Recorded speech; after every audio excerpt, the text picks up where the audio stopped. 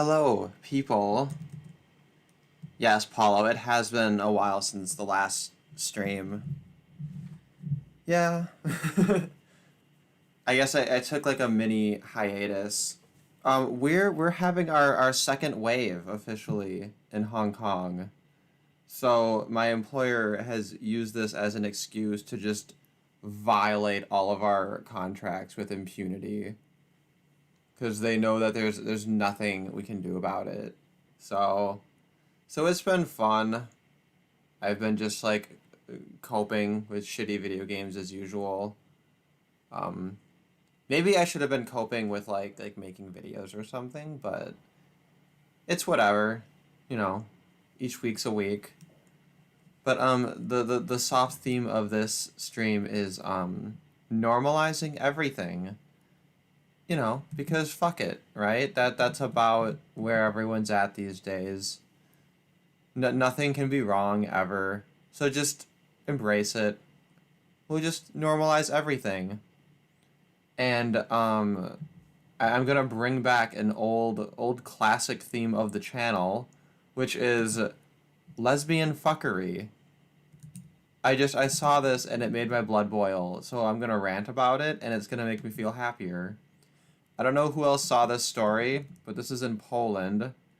And I know that like the way that things are cropped is like stupid, but um how does the link not work? That's ridiculous. Oh my god. It says I'm the first one here. Okay, I think I need to open the Hangouts link in Chrome or something. I don't know why it doesn't work. Give me a moment.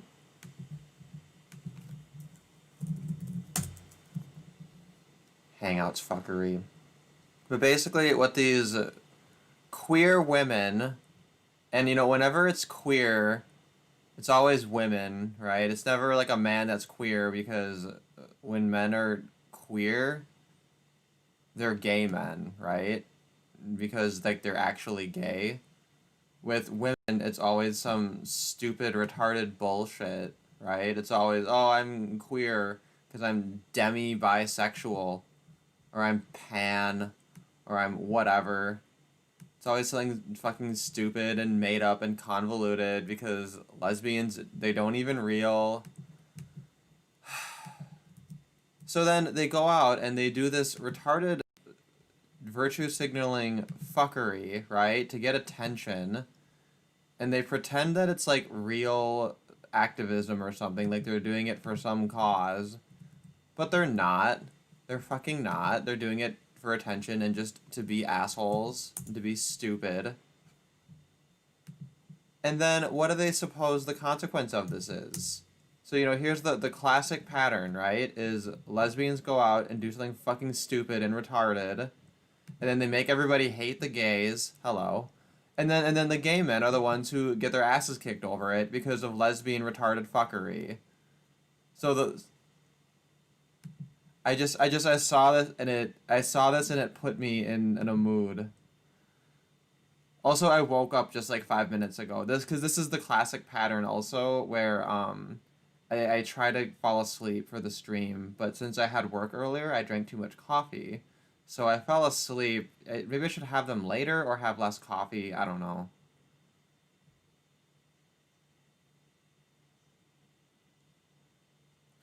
Yeah, and I figure I could have done that, but I think I'm awake enough to like sit on my bed and read about lesbians and be angry. So I think I should be pretty good.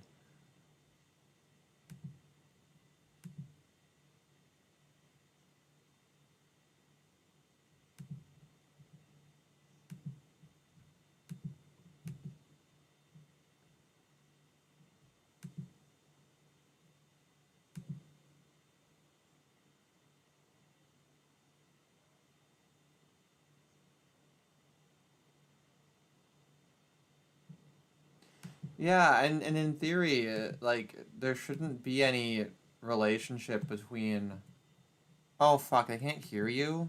God damn it. Well, my audio is set to my earpiece. Why does this happen? I think they can't hear you. I'll try the other thing. Okay, now they should be able to. Hello, can you hear me now?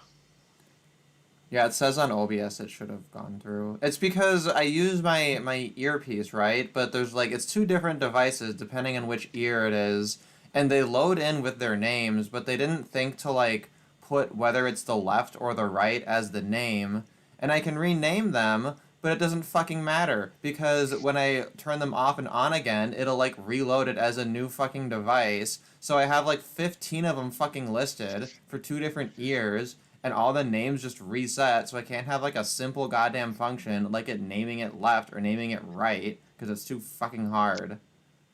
Yeah. But all in all, Concerning it's worth it um because I don't want to deal with a goddamn cord. Maybe I'll concerning handle that.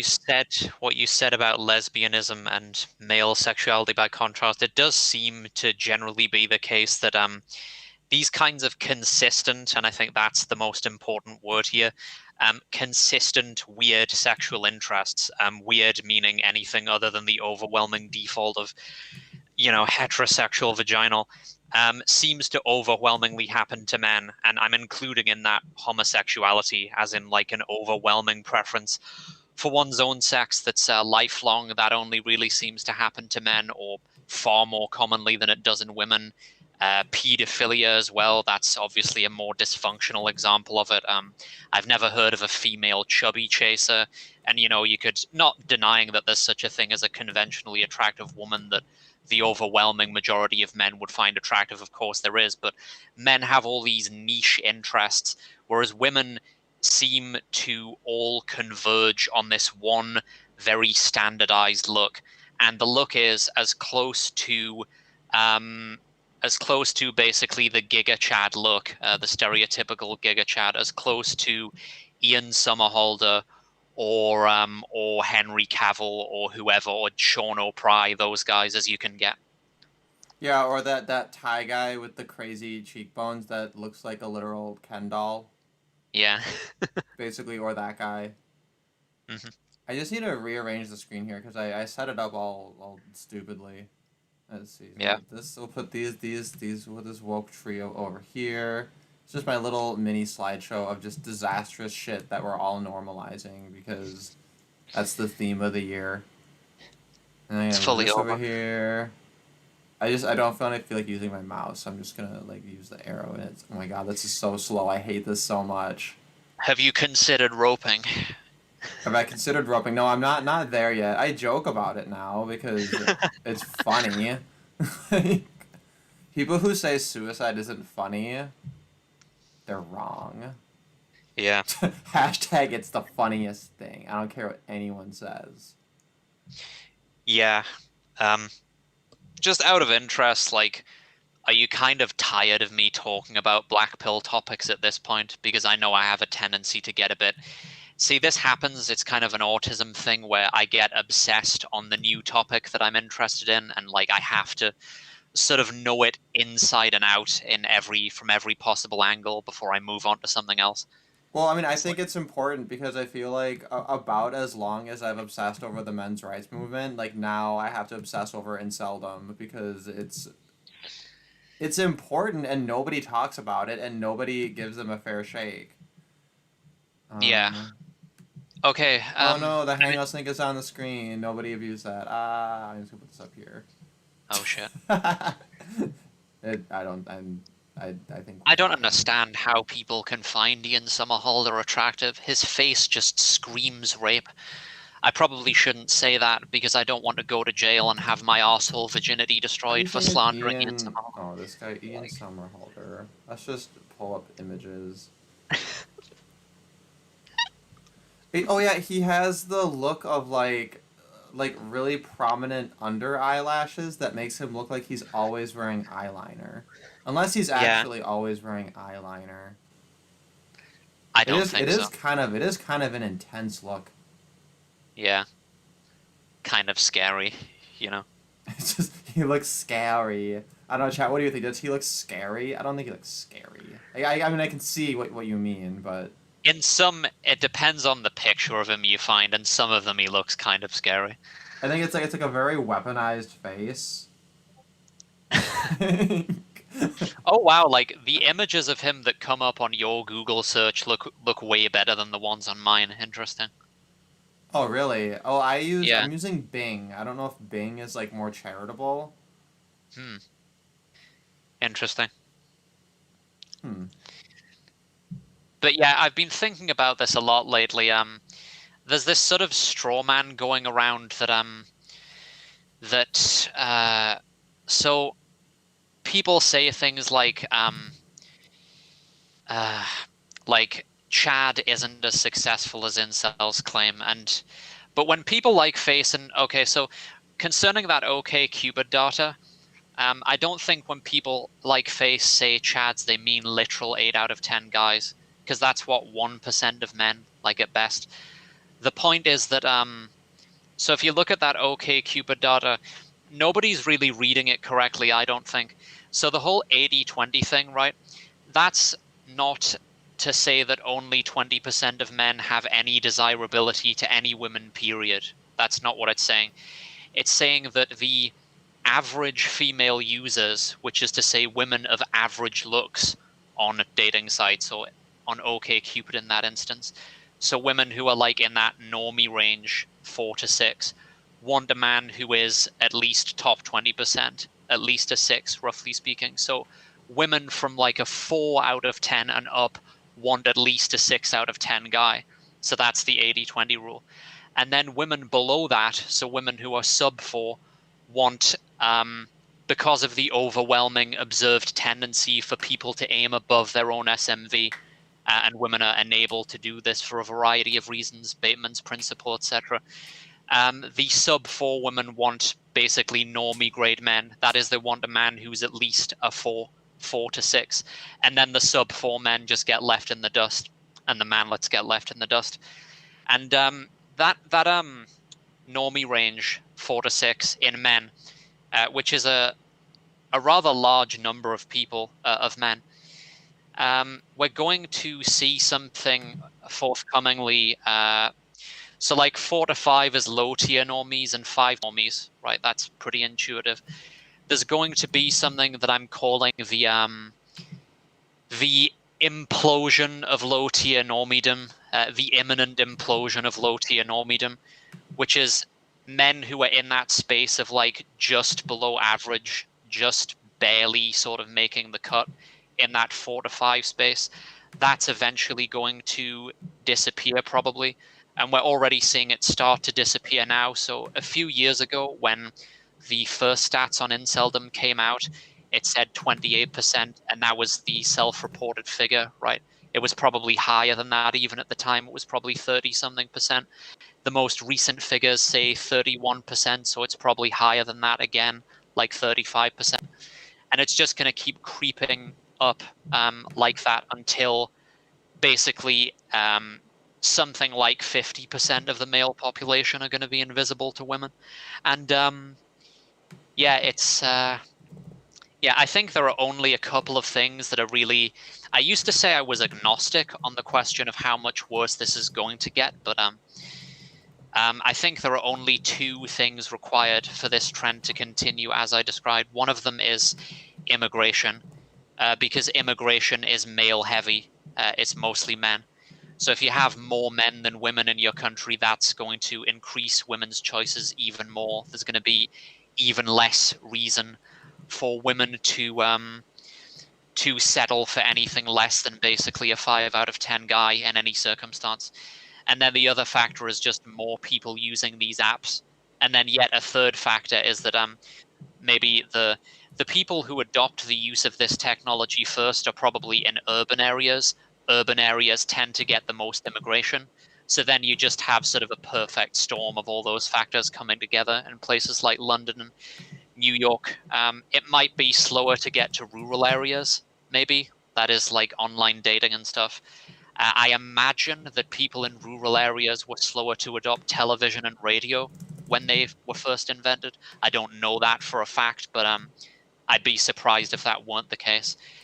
Um, so this is the same trajectory that we're going to see with this technology as it becomes more common, and like I said, with the immigration trends.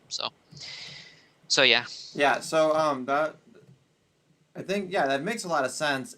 You covered a lot of ground there, and I think out of context, it's a little like disembodied. So I've put paint up on the screen, and I'm going to visually graph out what is going to happen here. Okay, so I have the whammon on one side, right, and then one, and then we got like burn victims. Anyway, no, we don't need to add that. Oh, why did it add a whole line? Okay. So I have all of them, right? And then we'll copy this so we have one for the men too. So we got the ratings over there. We got one right here. Okay, so we got that the women and the men's, and basically, there's some lines here, right? So if we're looking at women who are like 4 to 6, these are like our average, right? Hmm. Yeah, these are like our average. And Women, women the from all women from a 4 up basically want a man who's at least a 6. That's a very conservative way of saying it. I would imagine women who are themselves 6 or higher will want. Well, yeah, like you get what I'm saying. right, like if you're a nine or a 10 woman, there's Yeah, yeah, essentially no reason for you not to go for a 9 or a 10. And yeah, obviously, virtually any woman, right, is gonna go up, right? So the lines I'm drawing represent like maybe the lowest potentially they're gonna go.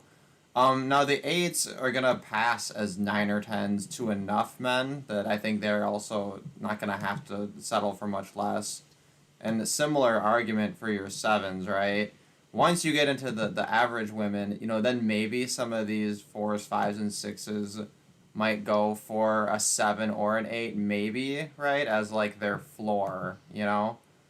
yeah. And all of this, basically, so much of this is facilitated by online dating, right?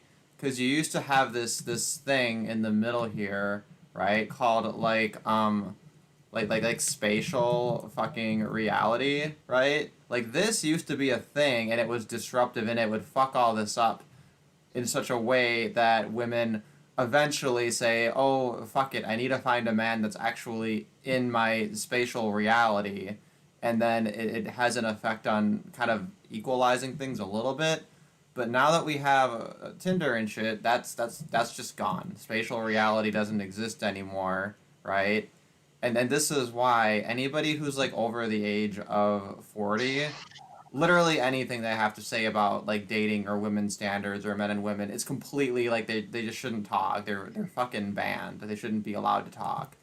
I would, Um, to be honest, I would say that most people, even most people over 25, don't seem to get it. You're an exception, obviously, because it's been like that recent, like the massive adoption of these apps. yeah, that's probably true. So then, okay, so our top 20% of guys is basically like our sixes and up, right? 6 and up, yeah. Okay, so this is only 20% of men. This is like zero people basically. This is our Well, twenty no, like, percent. I mean, okay, yeah, 20% is a lot, but it's basically like nobody. It's basically zero. yeah. Okay, so that means that down here is fucking 80%. This is 80% of men are just like disgusting, untouchable, fucking subhuman troll people, and they might as well all die. And they might as well just kill themselves because they have no hope, right? So what happens, right, is you have all these women Well, no, no, clustering up for right towards now, these ones, right? right now, the 4 to 6 men can mate hypogamously with respect to looks. That is, they can date sub 4 women, but Right. that's Well, gonna get that's what I'm harder. getting to. That's the next part. Yeah, So then what we have, right, is like normally your dude who's like a 7, in theory, he's like, okay, I should be able to go for a 7, right? But he's cock blocked by all these red arrows because the women can already rush above, and these tens, nines, and eights are gonna grab whatever they want from up here. So he's like, okay, well if I want to have any one, I'm gonna go down here to maybe my 4, maybe my 3, right? And it just perpetuates this whole system. Eventually, yeah, your sixes may also are in that range. And then all these men have to go for their threes and their twos basically. But I think even these women, they got their makeup, they got their filters, right? They can fake their way into the 4 or 5 range, you know? They can form their cuctrons and shit like that.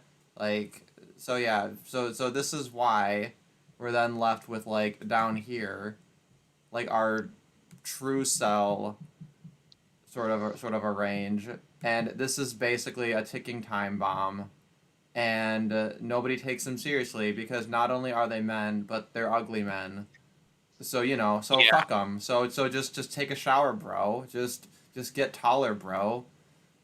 Just get a criminal record, bro. Just I don't know what, like just anything, just yeah, anything, whatever.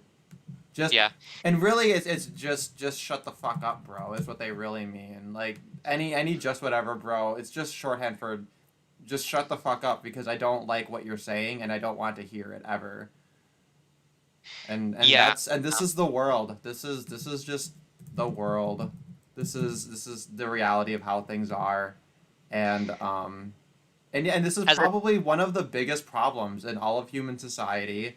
Not it's unprecedented into the degree to which it's bad, but I think to some extent this has kind of just been the story, which is why I think there's also so much acceptance of it. yeah. So Although it is way worse. Like inceldom rates in Victorian England were like a third as high as this right now, maybe, if that. okay, As in so I like guess 10, it's 10%, something like and that. and the argument is in seldom rate is what we're looking at, like 30 to 35%. Probably about 35, yeah. Because the self-report data now says 31, so I'm just admittedly sort of guessing. I'm arbitrarily adding on a few more percentage points because men So are probably lying. so you said 31 is self-reported, and Yeah, obviously self-reporting is it's going to be underreported. yeah. I have Yeah. speculation. Oh, well, it's not really speculation, but it's Wait, but before we informed get in, speculation. wait. And then wasn't that study, was that one in 2018? It's a couple of years old, isn't it? I think the one you're talking about is the 28% one. I think that was from a couple of years ago. And then Oh, this okay. most recent one is, I don't know. I'm not sure, but it's recent anyway. Like the last couple of years. So it's yeah. So if it's since then, so if you were looking at 28% self-reported in like 2018, and then now it's already up to 31%. So growing at the self-reporting rate like 3% per every 1 or 2 years, right? So this number is only getting worse, right? Like if next year we take this, it'll be like 35% self-reported, which probably represents something closer to like 40%. And in theory, there's a ceiling, right? Because in theory, it can't get higher than 80%, which I don't know if that's consolation. Um, like, I don't I don't know how bad it'll get. I think it might get as bad as 50%. So literally sub 5 and it's over. Like if you're below 50th percentile, then there's just going to be nothing. I think it might get to there, but yeah, like I don't think it's going to get to the point where you literally have to be an 11 out of 10 to get a girlfriend. But I mean, we'll yeah, see. We'll see. so just a couple of things.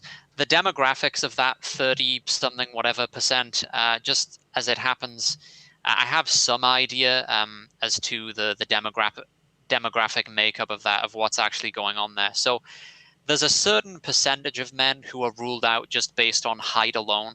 Um, the men whose height is such that no amount of face can make up for it. Maybe 10%. I think that's the percentage of the male population that's 5'6" and below, roughly speaking. So I'm being pretty charitable even there. But yeah, 5'6" and below men for whom it's over. And then there's a certain percentage of the rest of the men, um, the other 90%, who make the height cut, but they don't make the looks cut, corresponding to something like sub 4 out of 10 men. And if you add those two numbers together, the manlets and the sub 4 males, this is basically what you get, like 30 something percent.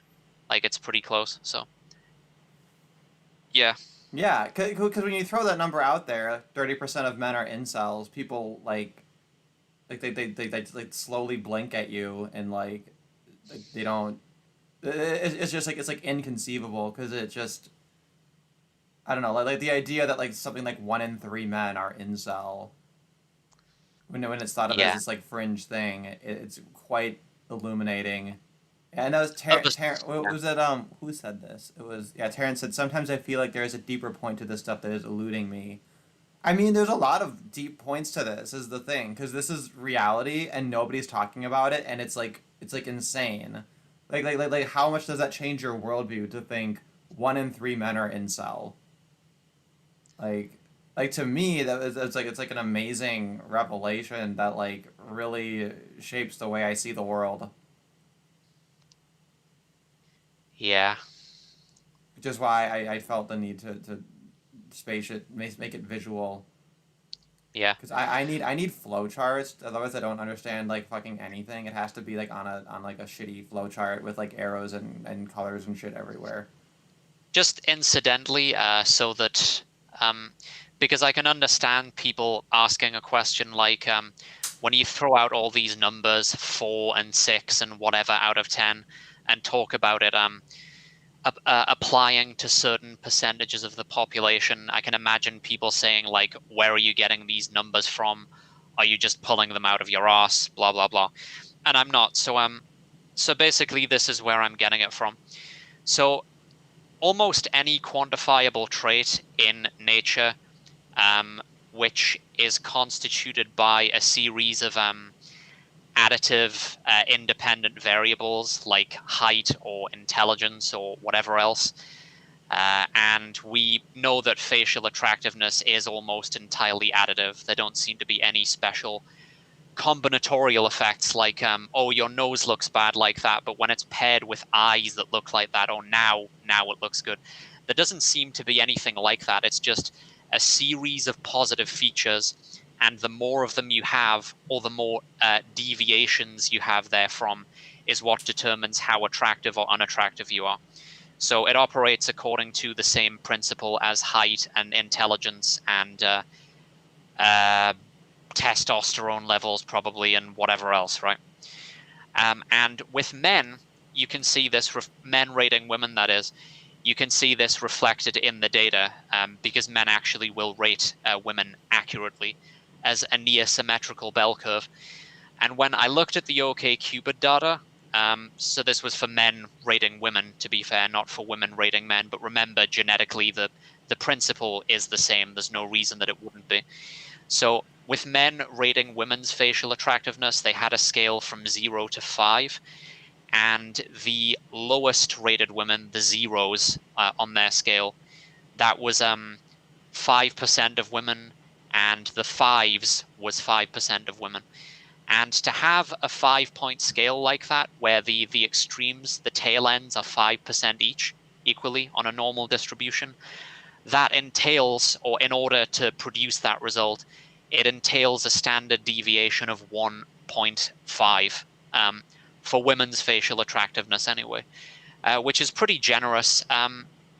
So I've just mapped that onto men, basically, that ballpark figure, and that's where I'm getting these numbers like, 20% of men are sixes or above or below this threshold or whatever it might be, just by mapping all of those same numbers and the same standard deviation, basically the average degree of variance from the mean, onto the 10-point scale that we're used to seeing. It's the same thing.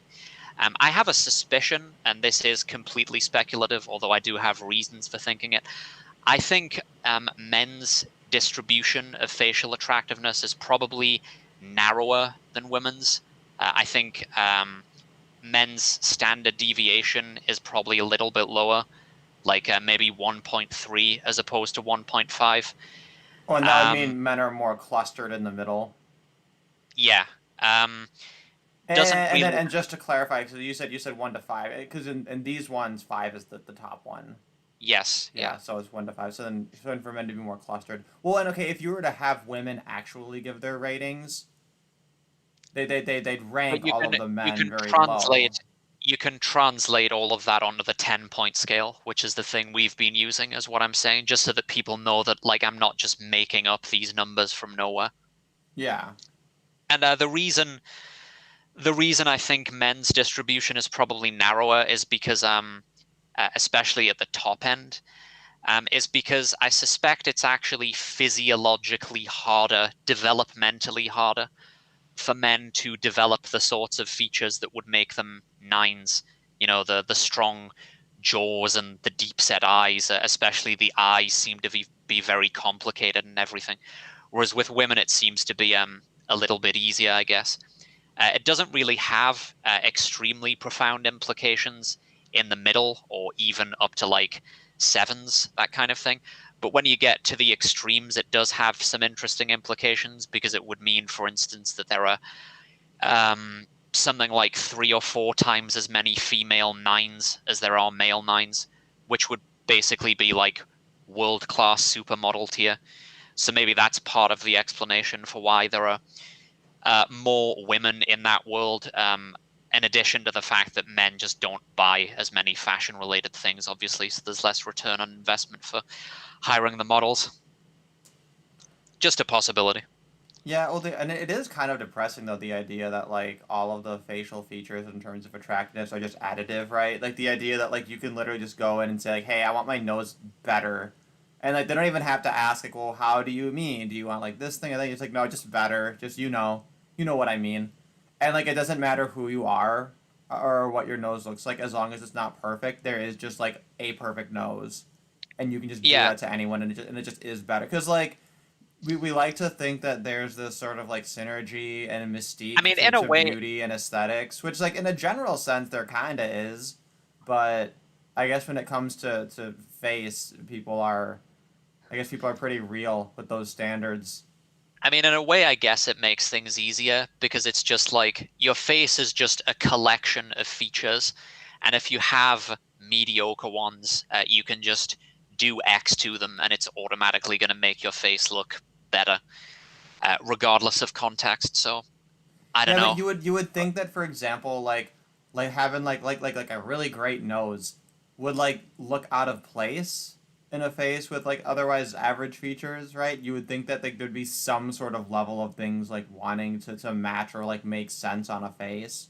And it is kind of weird to think that that's not a thing.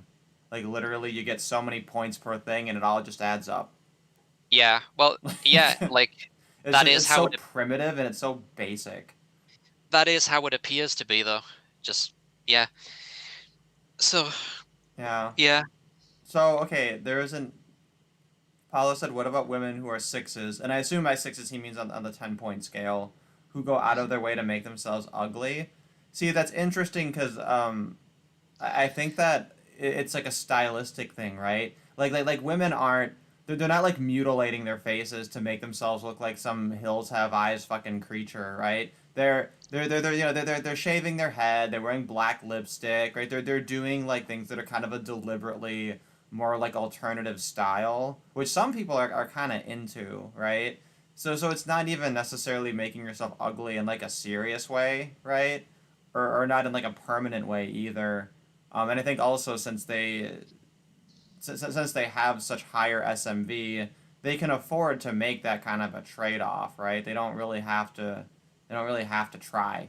And I think part of it Yeah. is also like it's like a flex too, right? Of like I don't really need to try my hardest to look as beautiful and appealing as possible. Like I can look a little bit ridiculous and still function in society. It's almost like a reverse of like being able to say, "Oh, look at my like long, decadent, fancy nails with crazy ornaments and shit on them. I don't have to lift shit, right? It's like a flex. Oh, look at my like ridiculous shoes that are just retarded and make no sense.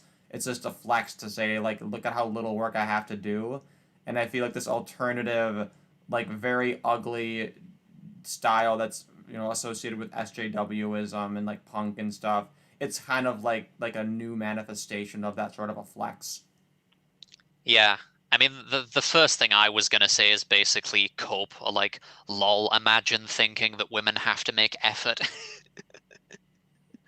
Yeah, it's fucking stupid. But just on a related note, One of the reasons I think that women get pissed off when men wear makeup or they find it extremely unappealing. I mean, I know that like the stock answer to this is because it's feminine, but I mean like higher up the causal chain than that, sort of the reason that it's considered feminine in the first place. So, if women rated men on more of a normal curve instead of like a Pareto distribution, then there wouldn't be a ton of difference between the lives of say like a 5 and a 6 man, or a 6 and a 7, and so on. But because it's such a steep curve with men, the sort of the gains from one step up in attractiveness are exponential, sort of like it's exponentially better, um, roughly speaking. So what that means effectively is that so if a woman signs up to see a man who's like, I don't know, a 6.5 out of 10, and then he takes his makeup off and he's actually not a 6.5, he's like a 5.5 or whatever, that's a bigger deal to a woman than it would be to a man, because they're just more like sensitive to changes in men's attractiveness like that, if that makes sense. Whereas men tend to be more generous. So like they know that makeup's part of the deal anyway. They go on a date with a girl who's like a 6, and he knows that when she takes off her makeup, she's going to look different anyway. And it's like, oh, okay, she's not a 6, she's a 5. I can deal with that. It's still good enough for me. Whereas women are much more liable to getting pissed off because of how harshly they rate men to begin with, if that makes sense.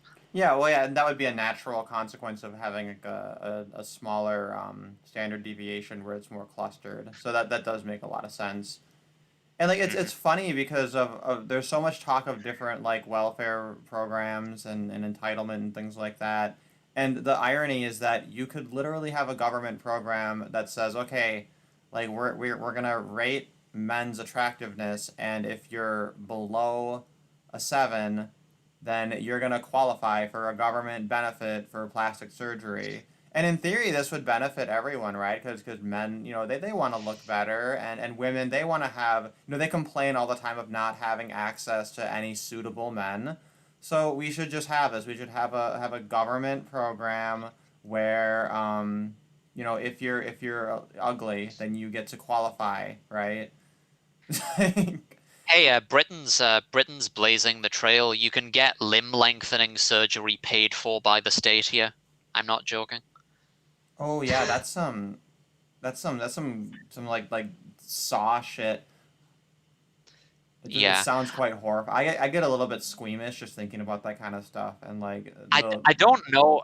I don't know if it's possible to do it if you just come into the doctor's office and say that you're insecure about your height because you're a manlet. I think you would have to. Oh no, here's what you would have to do. Right, you would have to pretend to be insane or like schizophrenic or suicidal or something, and then link it to your height. And then they'd like surgically break open your legs and stick shit into them to make you taller. Paid for by yeah. the state. Yeah, might as well. Frankly, though, in terms of list of government, like just being wasteful and retarded, like that wouldn't even make my top 10. Like to like go Oh, I for agree. it, you know. Yeah, I completely agree. One development I've had is I've always been like kind of vaguely aware of the like agorist approach with libertarianism and this idea of counter economics. And it wasn't until recently that I like listened to there's the whole audiobook on YouTube of Samuel Conkin's libertarian like manifesto thing. And I listened to it and it pushed me over the edge. I used to kind of have an egg in each basket in terms of libertarianism, kind of like thinking, whatever it takes, whatever strategy is going to work, I'm not going to poo poo any one or the other. But now I've completely let go of that. I'm 1000% out of politics.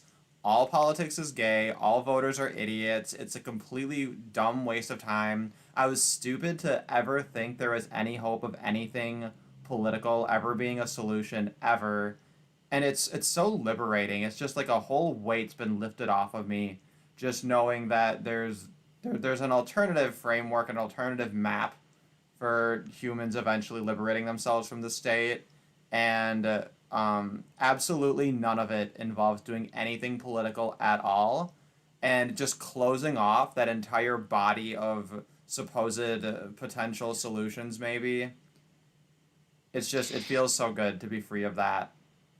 Yeah, I've come to the conclusion that all politics is a waste of time, and I've decided that I'm not in the business of making prescriptions anymore. I'm just going to be kind of like a detached scholar who just observes these things, or what's the expression? Like, I know it's a dead meme now, more or less, but laughing at clown world, that's basically how it's going to be for the remainder of my existence, I think. Like, because there's no point in endorsing or advocating anything, really, is there?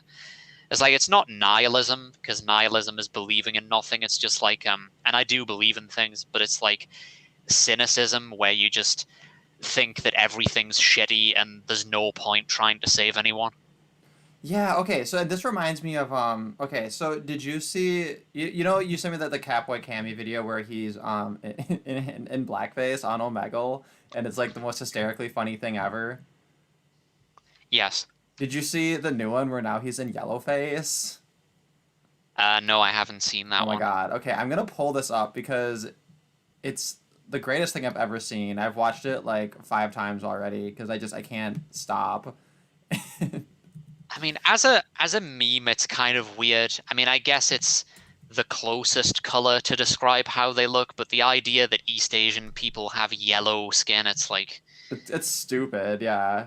Well, and here's the thing too, is like But what he's the doing thing is, here, like it's not if like funny in a clever way, but what makes it so funny is the people he's messing with, right? Like these people on Omegle and how they like try to pretend and act like they're offended over something that doesn't fucking matter. And this is like the greatest controversy of our time. This is like the worst thing you can do, and this is what these people's moral compass is. Like they think that there's nothing more heinous and terrible than shit like blackface or yellowface or being racist. And they think this way in contexts and in cultures that are just like fucking terrible. Like terrible in so many ways that actually matter. But no, we're gonna care about shit that's like symbolic and retarded. And it drives me insane. And that's why if anybody wants to say like um like oh it's so selfish to be checked out of politics, you know, how dare you say that you don't want to be involved and to help save the world. It's like no, the when you look at how normies are and thinking about trying to find ways to like strategically trick them into not fucking enforcing their dog shit morality onto you. It's like no, there's no other solution than to just check out. There's no other solution. You got to check out. Yeah, and that's one of the reasons I'm skeptical of people who are sort of fascist authoritarian types. Like, I do have authoritarian leanings in some regards, or like I can understand where it comes from, but like that means you have to deal with these people and you have to take responsibility for them. Like you know, you hear people sometimes saying jokingly, "Oh, why don't we enslave them?" It's like number one, they wouldn't be good slaves, and number two, like you'd have to house them and feed them, and like, it's just, for what? It's just not fucking worth it. They just need to be left in the dust, Yeah, people and do underestimate. They really underestimate the cost and the hardship of slavery. We need to normalize a little bit of compassion for the slave masters because they have to do so much just to maintain these systems. And then they think they're going to get a benefit out of it, but the dirty little secret is no, no. Capitalism punished you for slavery long before anyone else did. That's my hot take. That's my hot take on owning slaves. Is we should just make it legal because if you're dumb enough to think that being a slave owner is going to work out for you, like no, no, Walmart's going to beat you. yeah. Okay, so you should open the stream so you can hear some of this video, but I'm not gonna watch the whole 8 minute thing. Just enough of it to highlight two of these fucking normies' reactions to justify everything that's being said here. Do they start like screaming words at him? Like, Yes, some of them do, in fact. okay, okay. Hello. Hi. You're so racist. I eat the cat like the nigger eat the chicken. You're so racist. Shut up, you fucking nigger. My IQ like 5 standard deviation above you.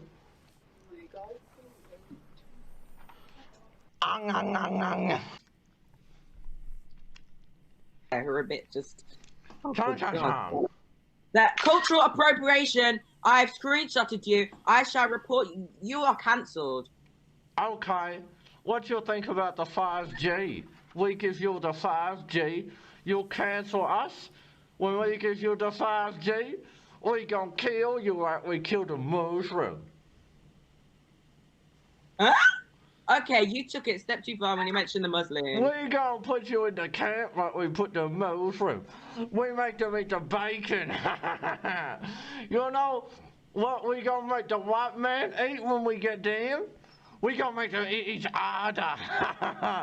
We don't forget the 100 year of humiliation. We still hate them motherfucker with the short memory. Your teeth, they're falling out a bit, darling. You're gonna have to take them out because you can't understand the. Yeah, I'm very sick right now. Everything's Okay, falling apart. oh my word. Lord Jesus, save me. Kumbaya, my Lord. Oh. Ching ling now, the ring ling now, gong shi gong shi. Hi. Do you want some noodle? Are you doing Yellowface, dude? Do you want some noodle?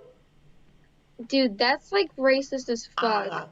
Chinese people are racist. We hate the white man. Did you learn in school about 100 years of humiliation? What the fuck? Probably not. White men have short memory, but Asian men smart. We have wrong memory. You motherfucker get us addicted to opiates. Now we study the Jew to kill you.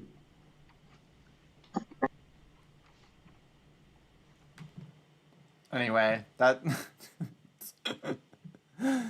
Yeah, It's the funniest goddamn thing I've ever seen. I also love when he's like, "Do you know what we call cat? We call it roof chicken." lol. The black kid who was like, "Oh my god, cultural appropriation! You are cancelled." God, Which is funny because what a faggot.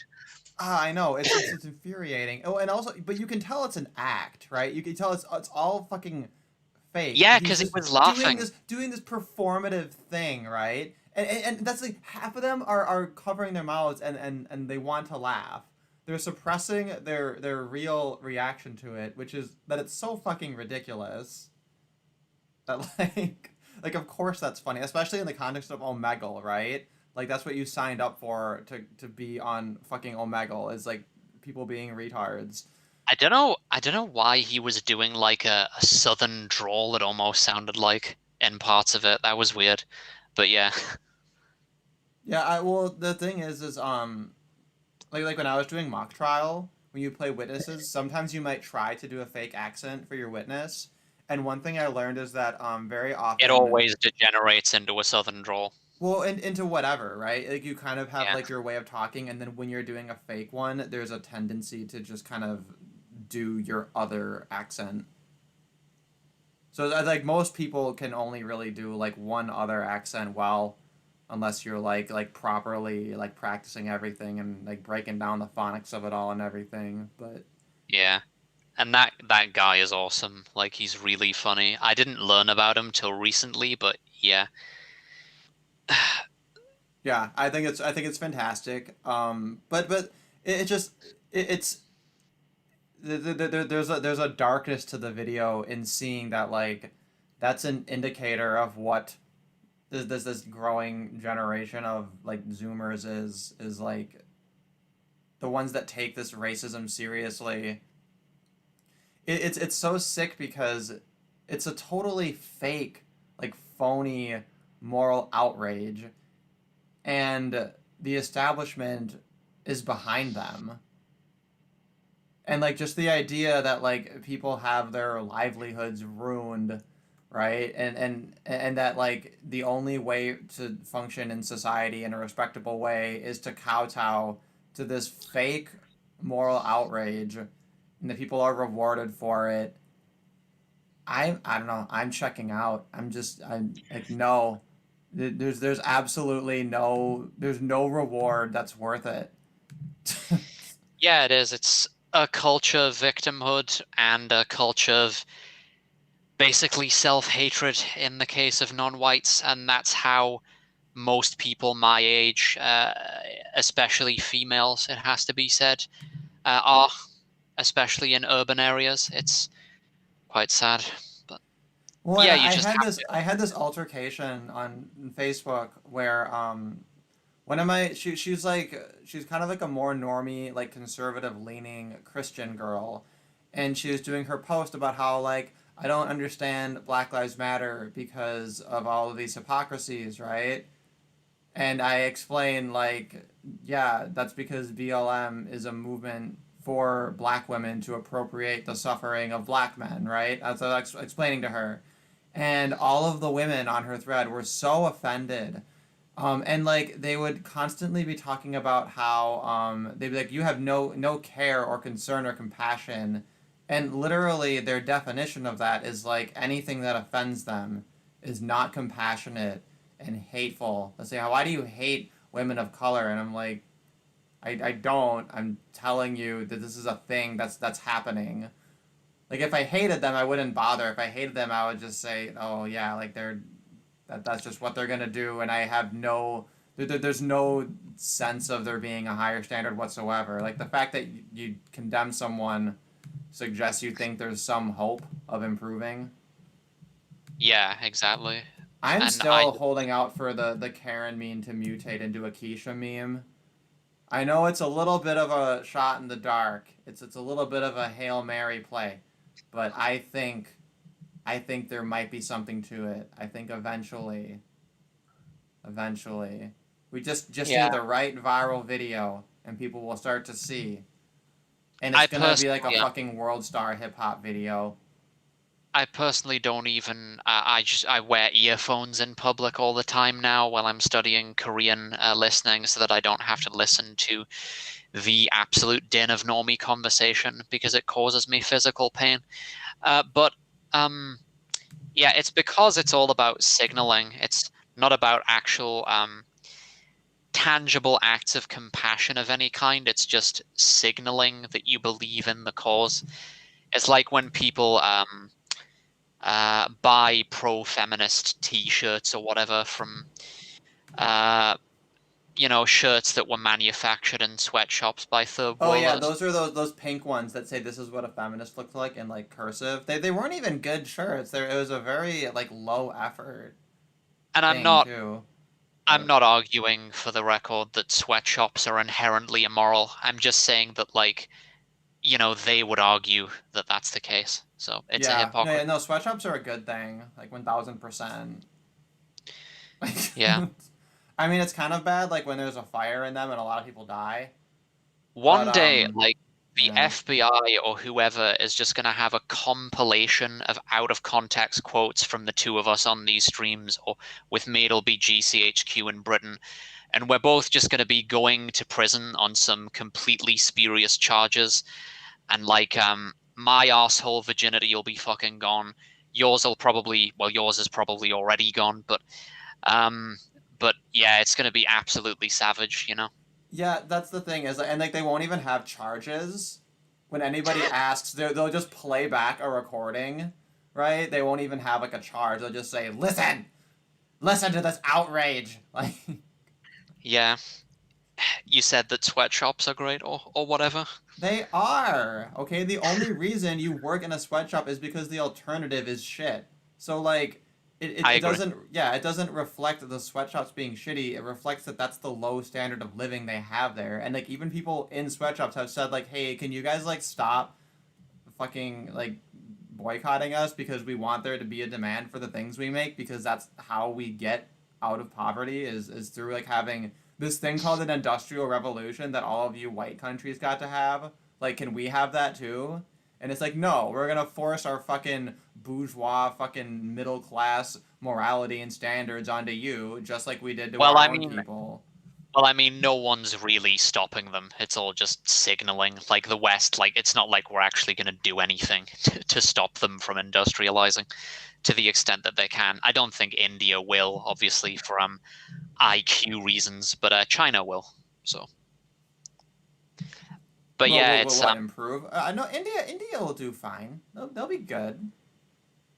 India's average IQ is in the 80s, They'll be so fine.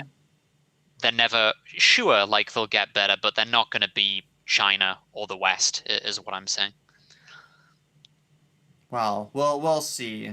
We'll see. Yeah. And it's one of those places where it seems to really depend where you are. Like Thailand is kind of in that same zone as well. But there are parts of Thailand that look first world. Like I think Bangkok's average IQ was like 100 and something, so basically pretty close to Western averages, and the East Asian average. So, but then when you go to other parts of the country, it's just well, it's predictable how it looks. So I just wanted to mention this thing about the rioters setting fire to a home with a child inside, because one of the things that these Christian women got mad at me for was calling the protest riots.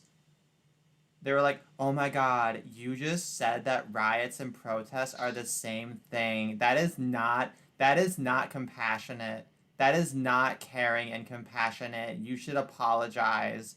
And I'm like, "Bitch, they literally burn children alive, okay? They literally burn children alive. And you know what? Fuck it. This is hashtag all protesters. Every single protester is trying to burn children alive in their homes. No exceptions. Like, do you ever listen to Kevin Michael Grace, to his podcast? No. So he's friends with Luke Ford, right? That's how I discovered him, because he was always on there. And eventually I was like, who is this guy that Luke Ford's always talking to? Because everything he says is like super interesting. His worldview is like obviously different from mine. Like he would find me in my streams like repulsive and degenerate, and he would despise me. But that's okay. A lot of Why? the people that I like would hate me. Well, because he's very very traditional, very into like the Western culture and all that kind of stuff, and promoting the Christianity, and doesn't want the degeneracy in the West. He's very not very into the whole like libertarian stance, which is fine. That's fine. But his show's very fun to listen to, the Kevin Michael Grace KMG show. But anyway, He he is had the this. he is, sorry, continue. Well, I was just gonna say he has a thing where he says like imagine you have like two men are like sitting in a room and having a conversation, and they talk for like a couple of hours, and then at the end one of them pulls out a gun and shoots the other one. And you could say, well, this was mostly peaceful, right? That this was a mostly peaceful interaction, right? It just all went tits up at the very end of it. And that's basically how the media is describing these protests. They say, oh, well, it's mostly peaceful, and until, if you exclude the end where people just fucking chimp out and start murdering each other and setting fires and just being assholes. If you just exclude all of the violence, they're mostly peaceful. Yeah. Yeah. They're fucking riots of peace. Yeah, just an interesting point. I've been thinking about this quite a bit as well lately, and it's the idea of promoting Christianity or trying to propagate a set of ideas across a population. How effective that's going to be is always going to depend on the characteristics of people. And that's why, even though Islam is, unnatural to me, because of my genetics, I don't worry too much about Western people, or, well, frankly, white people, converting to Islam, because I know that it just wouldn't be Well, it will become Europeanized. It wouldn't be the same thing. And that's what happened in Albania. Albania is nominally Muslim, but it bears no resemblance to the Islam that people are used to hearing about, Arab Islam, because it's not Arab, it's European. And it's the people that determine everything ultimately. And religion is only useful in as much as it continues to reflect the characteristics and the social conditions of the people who believe in it. And that's why Christianity has been so successfully and so thoroughly, all-inclusively infiltrated by leftist doctrines and dogmas. And the only dogma there is basically the political dogma of the left now, and they don't promote any of the values, whatever you think of them, that they used to. I'm kind of a technological determinist in this respect, or I would say I'm mostly, there are exceptions to this, but I'd say that I'm a genetic determinist spatially across space, but a technological determinist across time, mostly. I don't really think that ideas in and of themselves have any sort of causal power. Because the thing is that it's all very well creating an ideology, but who's going to listen to it, and how easy is it going to be to spread? It's not a coincidence that feminism came about around the time of the Industrial Revolution. I mean, this is why recently I've started to think that Ted Kaczynski probably had a point when he talked about industrial society being a disaster for the human race, because with industrialization, and this is why feminism began in the middle and upper classes, obviously. Wait, he's It was the Unabomber, possible, right? yes, it was possible when I heard hitherto his it hadn't. manifesto's kind of based. I haven't read it Yeah, though. Everyone it was was. like, yeah, the bombing wasn't cool, but the Yeah, manifesto's well, kind of obviously, based. yeah. So it was possible after the Industrial Revolution to entertain all sorts of indulgent ideas and also to propagate them because of the massive expansion of the state and the education system, which was also a result of technology, or couldn't have been done without technology. And also women's the qualities that are in women's nature, which is essentially to be a sort of threat detection system for ultimately distally children and proximately themselves before they've given birth to children. And because they need provisioning and resources, when industrial society came about, you had this just they were able to live lives that would have been enviable to kings and queens in previous eras, especially women, because of how they're taken care of by men. So you just got this explosion of their baser nature and ever more stupid demands for abstract ethereal qualities like rights instead of actual material sustenance or anything like that, with no end in sight. And it's still going on now. And before the Industrial Revolution, it just wasn't possible to entertain these ideas. So it's because of the conditions of life. So it's one thing to create an ideology, but like I said, I don't think ideologies in and of themselves have causal power. They're just the downstream consequences of usually technology, like how the second wave was the downstream consequence of birth control, technology created by men, as always, obviously, etc. So Well, and actually, it makes sense for a couple of reasons, right? Because, like, yeah, ideas, they don't do anything by themselves, right? They have to be mediated by something in reality. And that's obviously going to be the point of entry for technology. And yeah, I think we use the term similarly, right? Because I think of like literally, like practically anything humans do is technology. When the first like if you pick up a rock and use it to, I don't know, like smash another rock to make something sharp or whatever, right? That's like the beginning of technology. We say fire is discovered, but I'd argue that any utensils you use to kind of guide and manipulate fire are also technology, right? and it's like literally like anything we do. It's like a defining aspect of humanity is to seek out and to use technology. And in some sense, like our technology was what allowed us to even like have any kind of a writing or recording system, right? So even our ideas were predated by technology. So I think in both senses, right, there's like a primacy to technology in making ideas even like exist and be like codified and being passed on, but then also in like ideas being like having any kind of manifestation in reality, it's always through technology. So and I think this also explains how like in Christianity, like it's never been consistent, right? Even among like the most influential and powerful like centers of Christendom, like they had their constant schisms and disagreements and everything. And even if you identify like, okay, this is the perfect version of Christianity, right? The perfectly non-heretical version of it. Well, fuck, you're looking at like some tiny percentage, some tiny fraction of the whole religion. And like how do you explain then this like 99% of Christianity that's all just idolatry and heresy?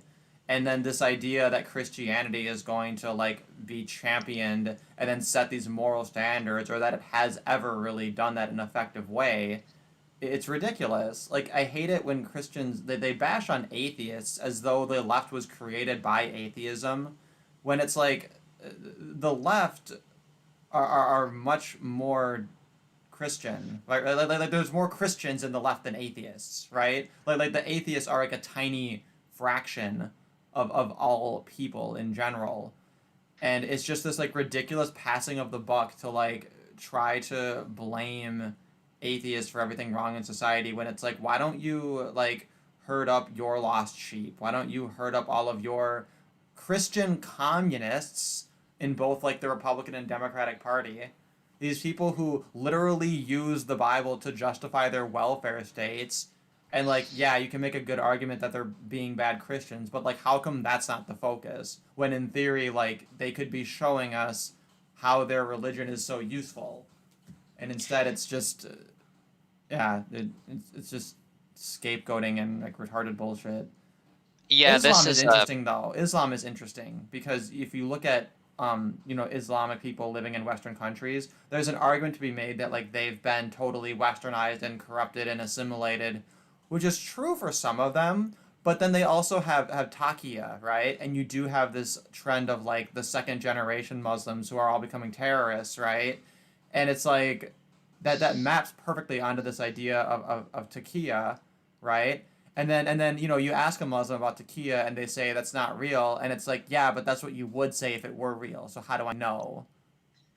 well, yeah, like they're assimilated in the sense that they've adopted the aspects of our societies that are a bit well, tedious, quite frankly, like, binge drinking and whatever. Like they've assimilated in that sense. Not to sound like, I don't know, a reactionary or whatever, but like they've assimilated to our degeneracy to a certain extent is basically what they've done. But their allegiance is still with their own people. And if forced to choose sides, they're always going to choose their own people. They're not going to reform their religion because they would be expelled from their communities if they tried to advocate something like that. And they would all, their faith leaders and so on would always have this option of saying it's only the outsider who wants us to reform. It's only the white man who wants us to reform, and these members of our community are just doing the outsider's bidding. This is what happens when an ethnocentric group comes into coexistence with a non-ethnocentric group. It's not a good idea. Yeah, and of course I've always found the idea of like in group preference. I've always found it to be quite alien, because that's Sure. how white people think, which is kind of the problem. Most people of your breeding stock feel the same way, I'm guessing. Scandinavians, especially Oh then. yeah, we just think, we just don't care. We just think everybody's like grandma, you know. Yeah. Everybody just wants to chill out and eat some meatballs and just not cause drama. But no, it's too much to ask for. That's too difficult for some reason. Yeah. Do I you mean, I want to don't. see? I found an emotional intelligence highlight for this stream, but this time there's a twist. Yeah, just before we get on to that, I just wanted to quickly say something before that summary you gave of how progressivism is related to Christianity is similar to Curtis Yarvin's argument. I don't know if you must have heard of Mencius Morbug, right? That's his pen name. Yeah, I've heard of Mencius Mobile. I didn't know he had a real name. Yeah, he argues that most of progressivism is descended from Christianity, and specifically he thinks interestingly, I can't remember the details of his argument, but he thinks that you can trace it to a particular strain of like hardcore Protestantism or Calvinism. I think he calls modern progressivism neo-Calvinism or something like that. Oh yeah, and that's the whole idea of SJWs being a bunch of Puritans, right? And part Yeah. of it. I need to look into it because actually that was the idea I had for my next video, um, because it has to do with words, right? And it links into this idea of Pavlovian morality, where people just like pick up on a signal and then respond to it. But then it made me take a step back and realize, like, is there what I was gonna call an Abrahamic origin to SJWism? But I haven't quite fleshed it out. But it sounds like maybe he's already done that for me. So maybe I'll have to look up what he had said on it and just kind of piggyback or see what's different about it. So that's actually really interesting. That's like weird because I was just thinking about some of that stuff. Yeah. Just I as a try not. preface. I don't want to bash on the Abrahamics too much because I know like a lot of them are pretty good sports about taking criticism, and I know the whole like dickish atheism thing. It's kind of run its course. It's kind of been done, but I do feel like there are still things to be said about it. So I don't know. Yeah, I agree.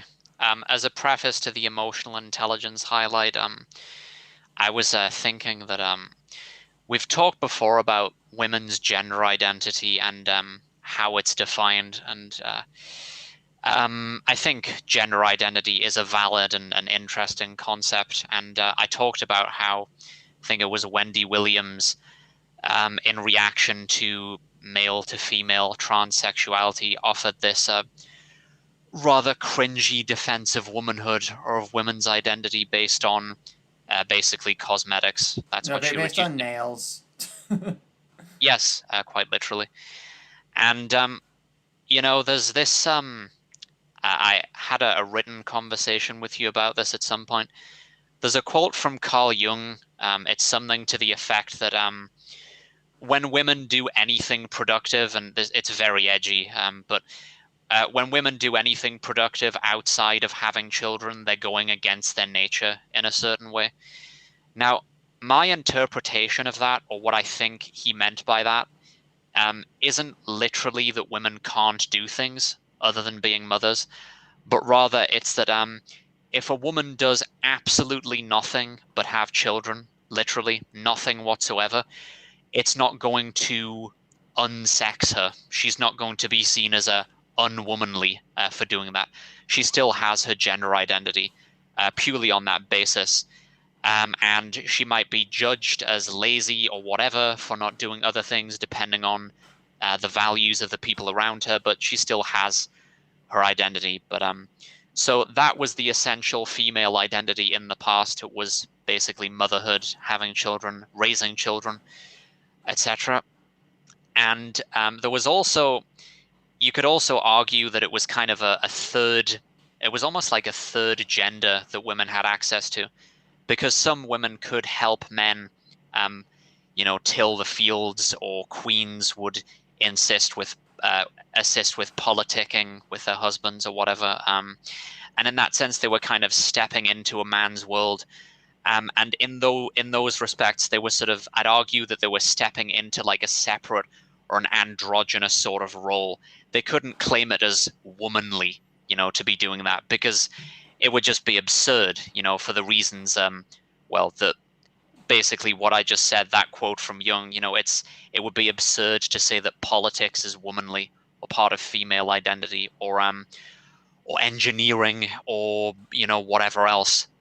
So they had motherhood as the essential feminine identity, and they also had this sort of third gender, this androgynous role. And in the modern context, we've had this explosion of service sector and hospitality sector jobs, basically nothing jobs that don't really contribute anything to civilization. So Yeah, that's where basically the just taking what would otherwise would have been in like a private sphere of the home, but now we're gonna do it in a separate building outside somewhere so that the government can get tax revenue off of it. right. And then on top of that, there's also the fact that women have been they've been encouraged not to see themselves as sort of partaking of a third role somewhere between the man and a woman, because then that looks like quote unquote internalized misogyny. So they have to emphasize their feminine identity. But then the thing that always characterized the essential or the essential feminine identity in the past was having children is no longer expected of women, and nothing else is expected of them either. And this is why the defenses of womanhood, of the female identity, gender identity, from Wendy Williams and others, in reaction to trans women and so on, their defense of it turns out to be it often sounds extremely weak, because the concept itself, tragically, is extremely weak. It's nondescript. Postmodern womanhood is nothing. It's nothing, literally. Yeah, and hence we have all the explosion of beauty YouTubers with their makeup tutorials. Yeah. That's just what you do. You just start coloring. You just start coloring.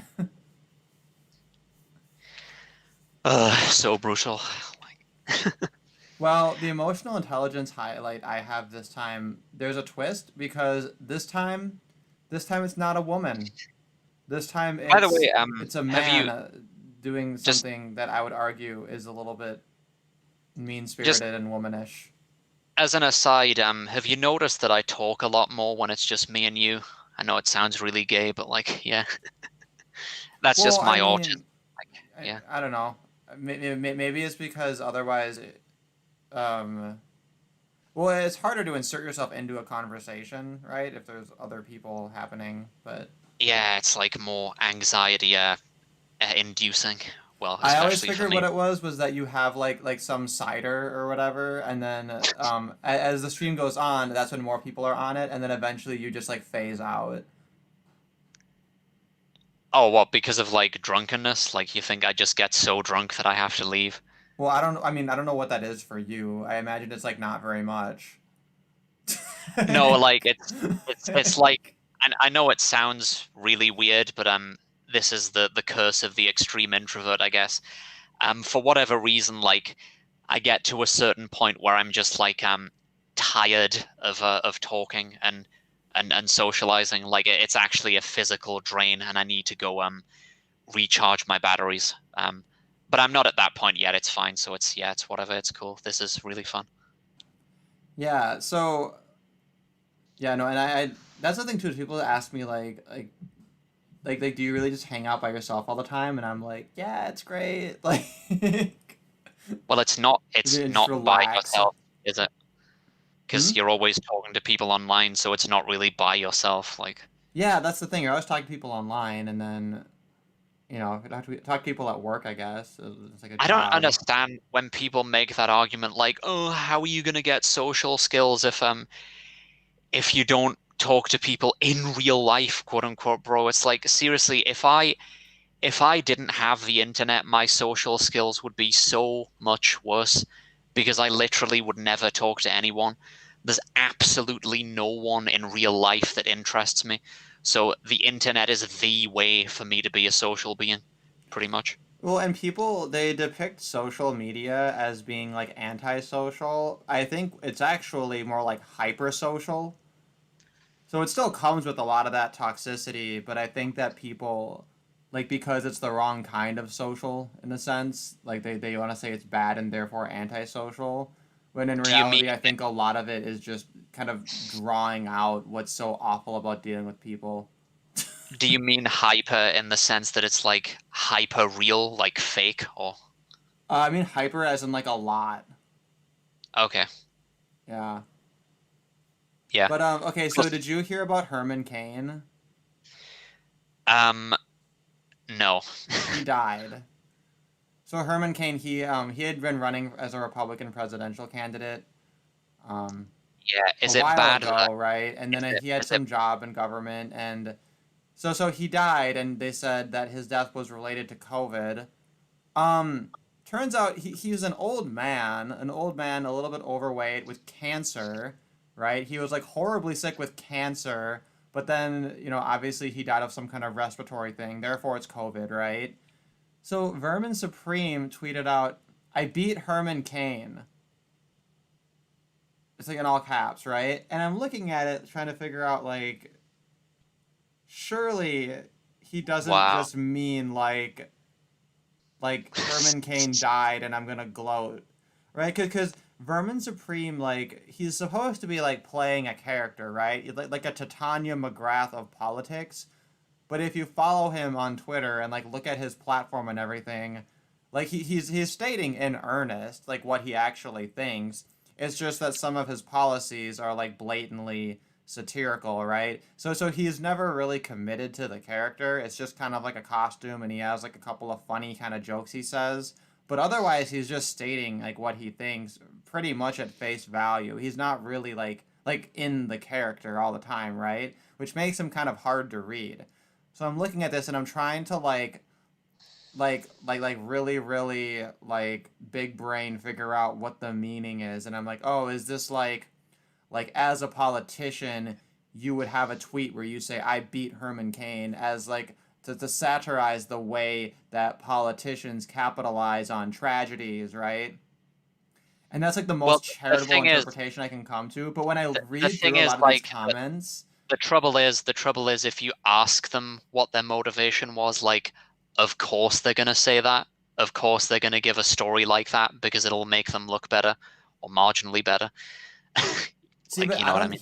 I don't think he won't even take that bone. I don't think. Because when I look at a lot of this response, there's a lot of people like legitimately, unironically, like spitting on Herman Cain's grave, because Herman Cain, I think, was pushing for schools to reopen, and a lot of these people, and these are people in like like one sphere or another of libertarianism, saying no, things should stay shut down, and if you want schools to reopen, you're literally murdering children. So fuck Herman Cain. I'm glad he's dead because he wanted to murder children. And I'm sitting here like I like this is just, it's Yeah. surreal. Like I can't believe this is reality. It's all just about emotional convenience with them in that respect. Coffee shop libertarianism, I guess you could call it. Just Yeah, but like he gets it though. Like he's not stupid. He gets a lot of the ideas with it. So I don't quite know how to make sense of it. just an FYI, by the way, concerning Herman Cain. When you say he's an old man, he's not remarkably so, or wasn't remarkably so for American politics. Like, he was the same age as Trump is. Well, I think he was like in his 70s, wasn't he? Let me just double check. Yes, he was 74. Trump is also 74. Yeah. Yeah. Well, and, Trump, and of course he's black, so he doesn't look 74 because black don't crack. yeah. I still can't think Trump of the Asian version of that. Trump doesn't seem to have well, he looks younger than he actually is because, like, I think he's been surgery maxing, Maybe probably. Asian no abrasion? Lol. Yellow don't I don't know. Not enough words rhyme with yellow. Anyway. Is this Kanye? Is this legit? No, okay, that's not. That's a fake Kanye account, I was gonna say. Kanye. But it's He's so 5'8". stupid. You can see like the way that they word the headline. They say Republican Herman Cain dies from COVID-19 complications. And I'm like, okay, You know, I'm sorry. If you say COVID-19 complications, I'm sorry. That's literally Latin fucking roundabout for not COVID. Okay, like Yeah. I 0% believe these deaths. You can call me a Did you fucking denier or whatever. Hey, they did haven't you added his death yet to Wikipedia. They're supposed to put the death date after the birth date. did you know Anyway. Kanye West is 5'8"? Oh, that explains a lot. Yeah. I saw a thread once of these I think it was mostly black women who, like, there was some picture of him, of Kanye with a woman in public, and he was like the same height as her, or like very marginally shorter than her. And the black women in this thread were saying that he was basically like there were comments like, wow, he's basically a little person, or he's basically a dwarf, or words to that effect, because he's 5'8". Absolutely brutal. I'm just imagining the alternate reality where Kanye West is 6 feet and like how much more reasonable things would be. Yeah.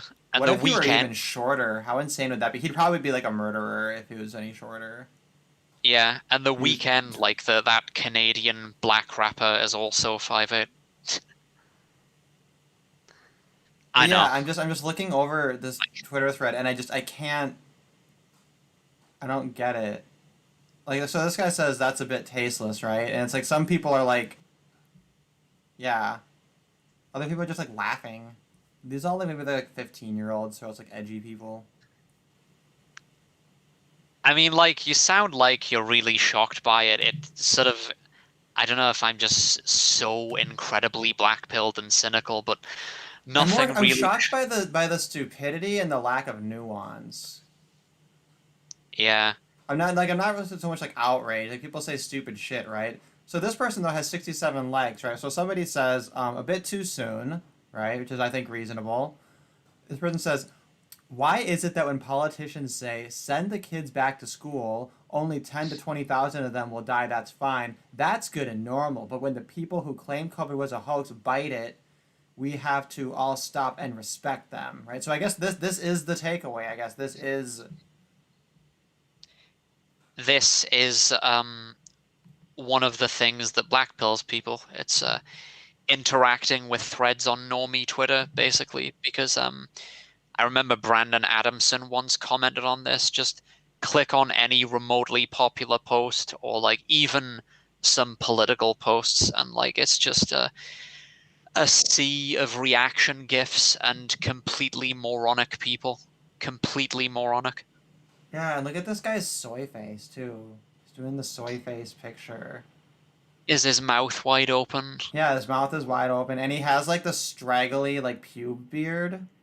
Oh God. I don't know why do people keep the straggly pube beard. I don't get it.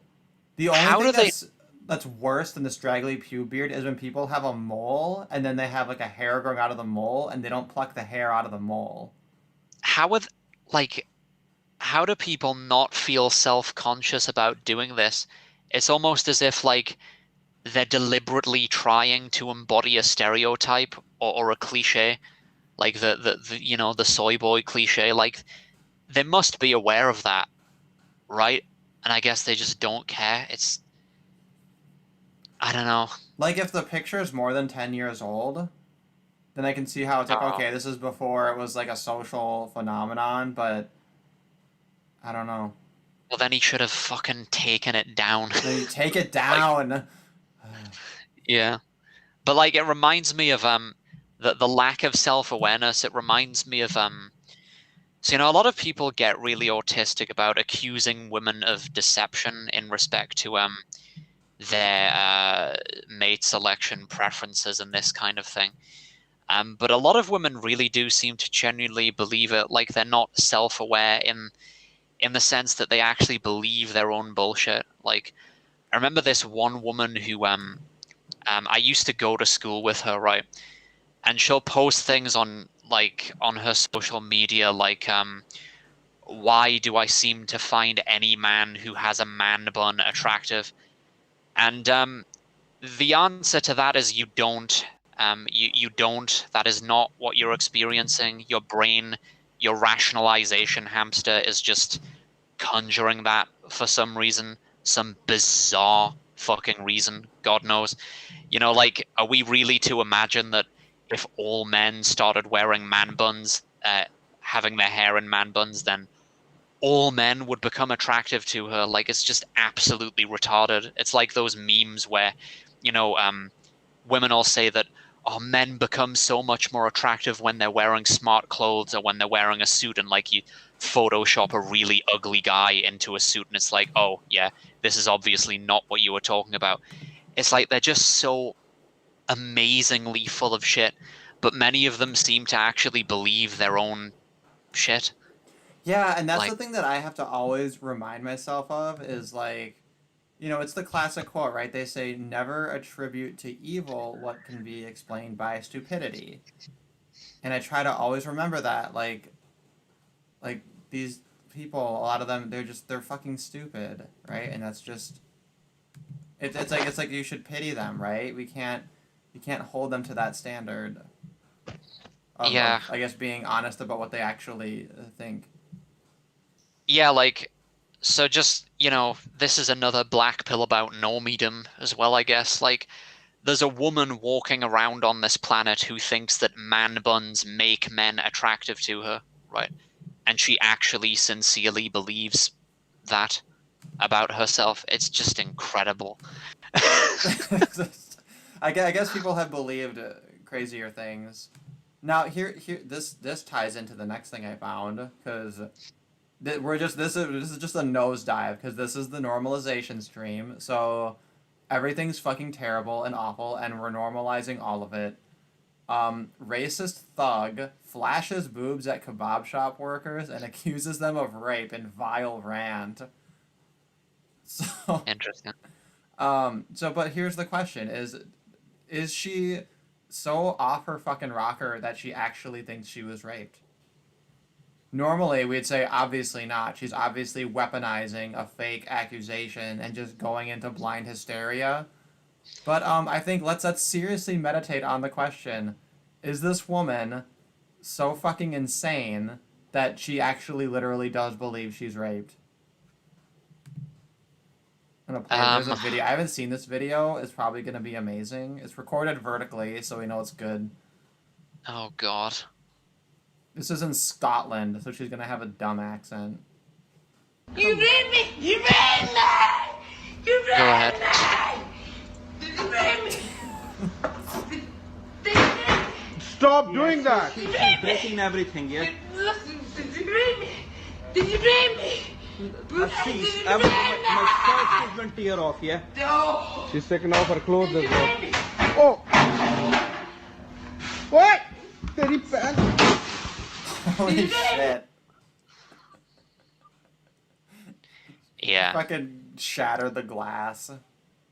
You raped me. With the You use on raped this, how many me. hits did this one see? I mean, we If you do have the grooming gang issue in Britain, but the thing is, she looks I mean, obviously it's a fuzzy image, but she looks middle-aged, and they generally don't target people in that age range.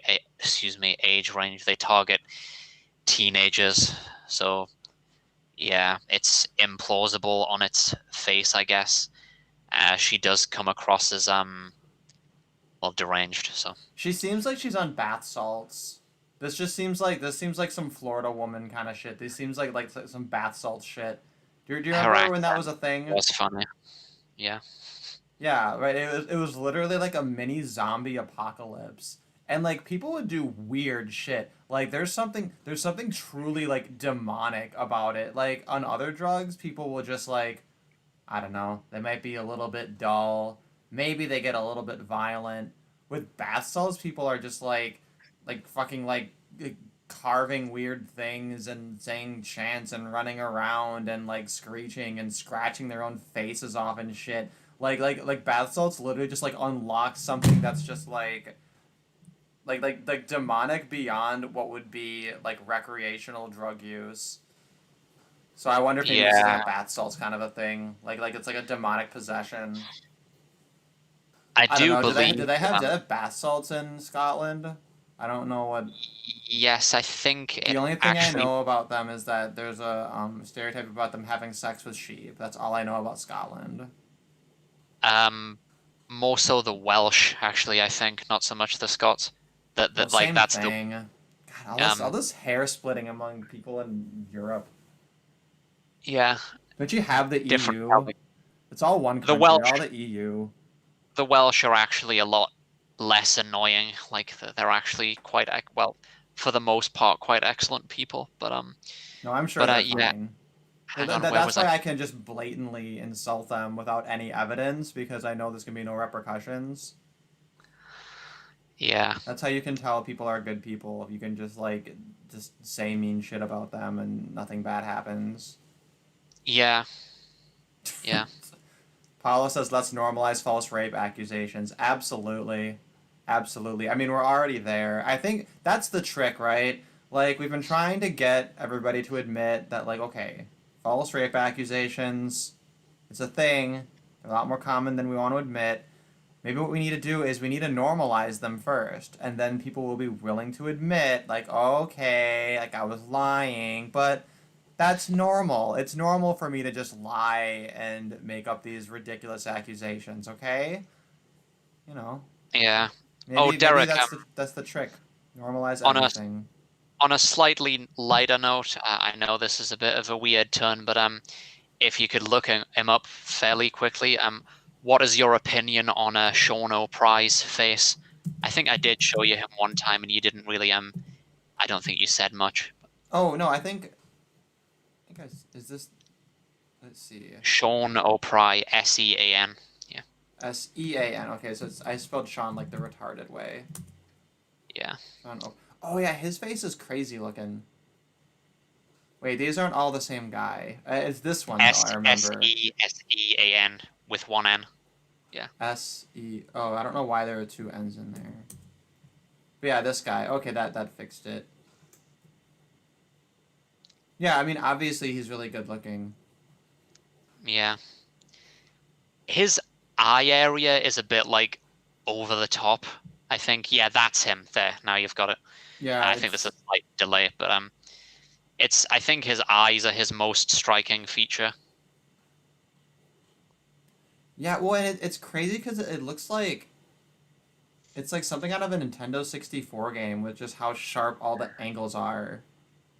Yeah. I don't know. I think it's a very aggressive face. Yep. Very Chad. He has like the straightest eyebrows I've seen on human beings as well either, and I don't think he's had them shaped or anything. They just look like that, which is interesting. Just like there is a fucking leveler taken to it. Yeah. Here's a contrast. This frumpy lesbian. Did you know that Trump has a lesbian niece? And I guess she looks like this. I had no idea. This is one of the things where I think the headline is the story. Trump's lesbian niece is deeply confused by gay Republicans, complains of toxic positivity. So she's got the wrong idea, okay? We are not making anything, we're not problematizing anything, okay? We are normalizing everything. We're gonna normalize positivity. Okay, we'll throw her a bone. We'll normalize being a frumpy lesbian with too many lines on her face, and we'll also normalize toxic positivity. Let's see. Yeah. The advocate fawned uncontrollably over the subject and stirred up Trump derangement conspiracy theories about hatred. Is this Breitbart? What website is this? Outspoken? Is this like a gay conservative website? Who wrote this? Did Chadwick write this? What is this? Oh, there's like, this one of those articles where there's no date or writer on it. Okay, whatever. They said it's a bizarre interview. I don't know. Maybe I'll watch this interview and see if it's like interesting, but... Are you gonna have Chad on a stream at any point? Just curious, or is he like terrified to associate with you because of how just evil and despicable he probably doesn't you want to. He probably thinks I'm a crazy person, so he doesn't want to associate. But he's too polite to say that, I think. Well, he's probably Yeah. not too keen on like I'm casually a little bit mean to the Christians, right? I think he doesn't really appreciate that. But I'm just Yeah. speculating. He hasn't said as much. He might just be kind of busy. I It's considered funny asking that, him like, because there was some controversy surrounding Milo, and I thought it'd be interesting to kind of pick his brains on that. But I think Milo cleared a lot of that up. it's funny that his name is literally Chad, and he is kind of like a Chad light.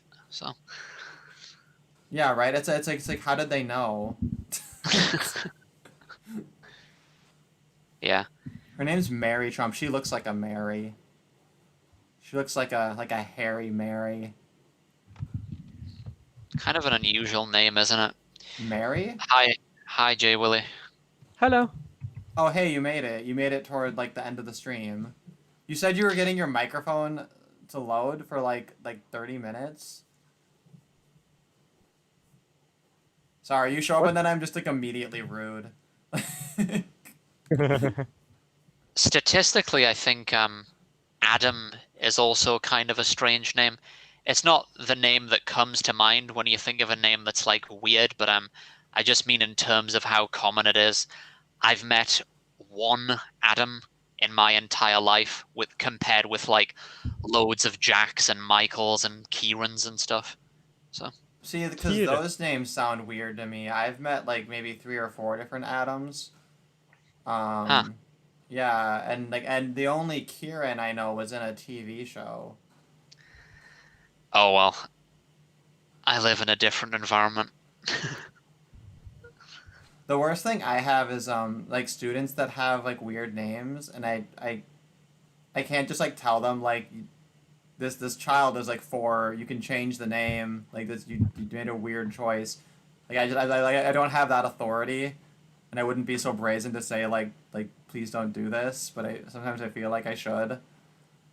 Or Like, is it like Dana Martin who let her children choose her own names? That was pretty cool of her. Yeah, that was pretty cool, and they didn't choose stupid names. Yeah. Like, speaking as having lived a long time in places like Africa, Scandinavia, and France, basically no name is strange to me at this point. Yeah. I just don't like the obviously made up ones or ones that are like spelled stupidly. I met someone once who was called Cain, like that was his family name, and I just can't fathom why you would give your child that name, even if you're not a Christian. You know, like because of the connotations of like the story. You're like the first murderer. Like Yeah, you could choose any name. Hey, who was the first murderer? I want that name. Yeah. It is kind of a cool name though. I guess. Cain just makes me think of Diablo. Oh, me too. Yeah. Oh, that's right. Because you play Diablo. I've been considering booting up Diablo 3 again, but then I just think I can just skip that and just emotionally go to the end where I realize like there was no point. I don't want to do this. Like, I was gonna make out more and more videos about the Diablo storyline, right? Then I recorded so much of it, so much game time, I recorded all of it, right? And then my disc crashed, and I asked my dad to repair it, right? And then I moved out, right? Then I moved 3 times. And then I came back here. And then he said, like, oh, I wasn't able to fix it yet. And I was like, really? After all this time, you have not been able to fix that? It's like, oh, there is one way we can do it, but it could fail and the file could get destroyed forever. I was like, there are the most important files on my computer. How dare you? It's so annoying. I hate it so much that could happen. Yeah, So that that's why reminds me. My old computer, it still works if it could hold a charge, right? So it just has an issue that might be with the charger. And I know I could probably take it into the store, to like the Lenovo store, and be like, hey, can you try and like use one of your chargers to see if I can like boot this thing up just long enough to like, salvage all the files off of it before I like toss it in a dumpster or whatever. So it is kind of sad the way that like computers, you like rely on them so much and they're like the most important thing ever, and then like by the end you're just like, well, now this is garbage. Like it's unnatural. Like they should be personified more. I'm just Like- looking at the chat, and Richard Orrit came in a while ago, and he said "Let it die," and like I'm just really curious about. I want I to know think he what was that. talking about. I think he was talking about religion, because we were Oh, talking yeah. about religion at that time. Oh well, I fully agree, of course. Yeah, we're those people. Dick Yeah. atheism stream. Yeah. Normalize atheists being rude to people. Oh wait, we're already there. Oh yeah, definitely. Hell yeah. I've been given the most biblical name ever, and I turned out gay and atheist. Feels bad, man. Is Gay Paulo theist. very? Oh, I guess yeah, Paul, like the apostle. Yeah, I mean it could have been Jesus, right? Like God. artists, it's so interesting because when all these studies when they say like, oh, white name gets so much more callbacks and interviews than black sounding name, and they're like, well, they're so stupid because all the names they call white name are basically just they basically used biblical Jewish names. We're Yeah. just like, that's like, why don't they reflect on that? It's kind of interesting. How it's so interesting that people can like complain about something, right, without knowing the full context. That never made sense to me at all. Never, ever, ever. It's so stupid. I And used to then a think lot that of- my name was a black name because in Barney, the little black kid's name was Derek. So I asked my mom, I was like, why did you give me a black name? And she's like, what? She's like, excuse you. Like, why not? What's wrong with that? And it's like, it's weird. If you ever read Freakonomics, at the back of the book, they have an index of given first names sorted by IQ of the mother. So I had some fun with that one. I was like, ooh, let's see how you did, Mom. And she's just like nervously like what did it say? And I was like, okay, all the names are high IQ that you chose. Like, good job. Yeah, I was gonna say, like, that wouldn't reflect well on you either, because since IQ is genetically inherited, right? Like, if it had been a low IQ name, that would imply that you're low IQ. Yeah, right. I mean, unintentional self-own. Yeah. And of course, like, the entire bottom tier was just, like, Shakisha spelled, like, 4 different stupid ways. Or, like, Lexus with 2 X's. Letitia. Or whatever. Letitia. Yeah. I kind of like that name because you could spell like Leticia. Lashana, whatever the fuck. There are some black chick names that are really cool. Like I met a black chick and she was a bigger girl and her name was Brashonda. And but she was very glamorous too. So she was actually quite pretty. And like the name just like really suited her. I don't know. Like, it kind of reminds me. It rhymes with Wakanda. Just yeah, right. She is their queen. But it's like my niece, who is Afro-Caucasian because her dad is black, right? Her name is Joanna. It was like a black name, so that's kind of cute.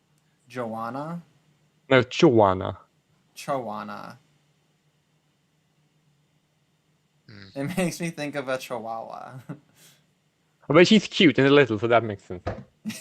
Is she mean though? If the name's Chihuahua, she has to also be fucking mean. No, she's not. She's kind of adorable, but she bit her sister once, which was kind of funny. And we had it So it is appropriate. That's funny. Okay, did you guys see this video of this white family coming back to their car, and then these black people were hiding in the roof boxes? What? Yeah, so this video, this is actually, it's a little bit infuriating. It's also kind of funny. And like this is basically, this video is like everything encapsulated.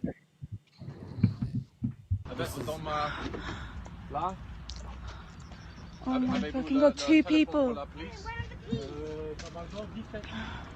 are the keys? Oh my fucking god. Colin, where is What the fuck are you doing, you fucking twat? You done fucking broken this, you cunt. Fucking get out of my sight. No, have you nicked anything? Where have you nicked anything? Have you stolen anything?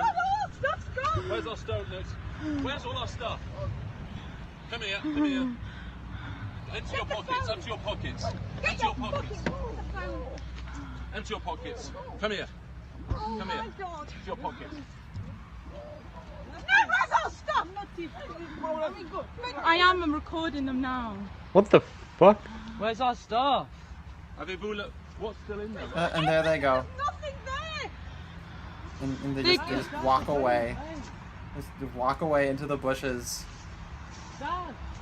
And the white people are just like, wait, no. Why didn't you just stop when we asked you to nicely?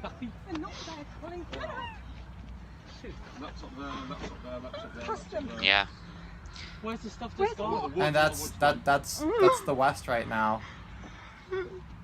This happens and the white people are just hysterical, and they're victimized, and what are they gonna do? My heart's racing. One of them looked very black, like he looked 3000% sub-Saharan African, like the kind of person who would have the UN throwing rice at his village. No, I think he looked like a doctor or a lawyer. Okay, those were two lawyers, and yes. They got lost. That's it. They got lost. I mean, it doesn't, unless I miss some of the video, it doesn't look like they caused any damage of any sort. He dropped that like notebook or tablet or whatever. The guy was like, hey, you broke that. And the guy's just like, no, I didn't. Like, I'm trying to understand what was going on, what happened. If you could like summarize it for people who are a little bit slow. Or maybe we didn't see it. Well, it's hard to see because it's a short video. They go back to their car, and one of them came out of like the roof box, which I don't know why. He must have been hiding in there because he saw them coming or something. But then they were looking inside, and they're trying to figure out if their stuff was like stolen inside, or like things were missing inside or something. I don't know. It's all quite enigmatic. I still don't get it. Who hide where? What can you see in the video? There's the box No. on top of the car, and he comes out of it. See? So he was like in the box.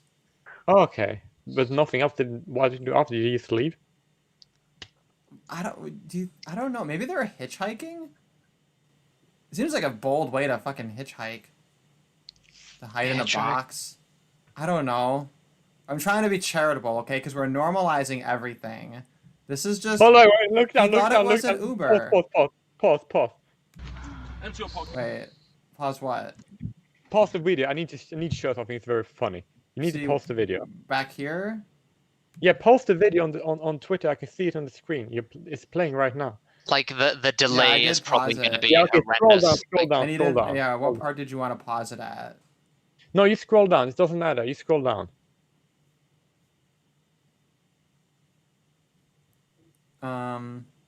You don't care about pausing. You scroll down to the comment section below. Oh yeah, that's what I'm looking at some of the comments, but I don't think anybody's really made sense of it. But you need to look at the top comment. It's fucking hilarious.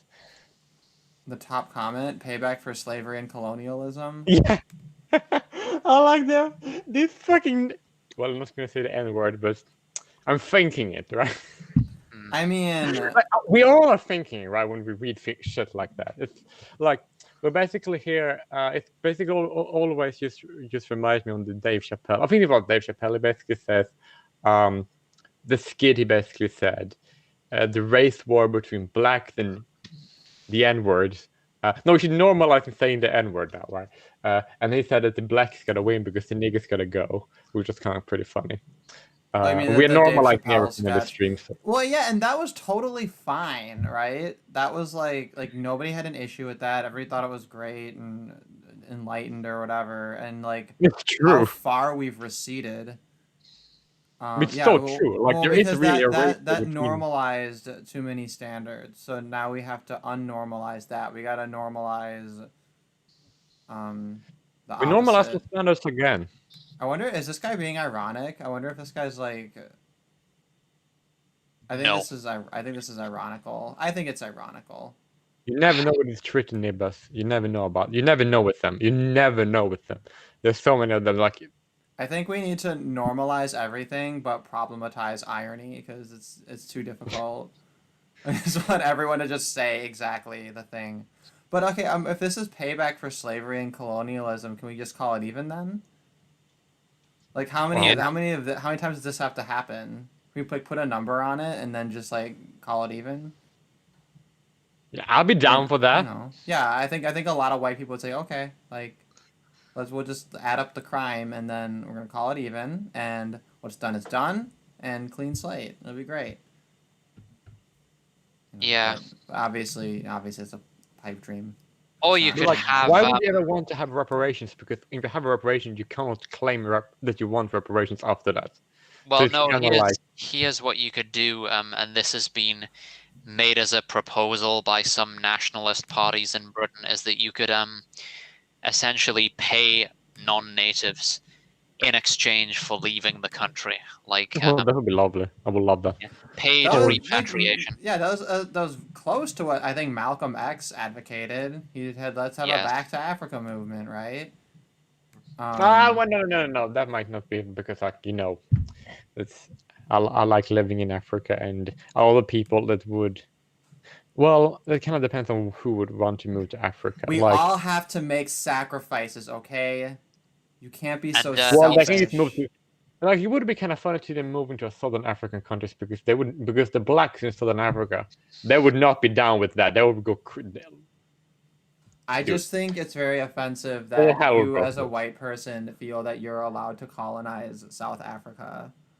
It's not like white people have any history of living there, okay? Yes, we Derek, do. the I know I'm being Bantu. ironical. I'm normalizing the irony. Fun fact, Oh, good. Jay That's Willie, Jay Willie can tell you all about this. I'll defer to his wisdom. He probably knows more about this than me. But so correct me if I'm wrong.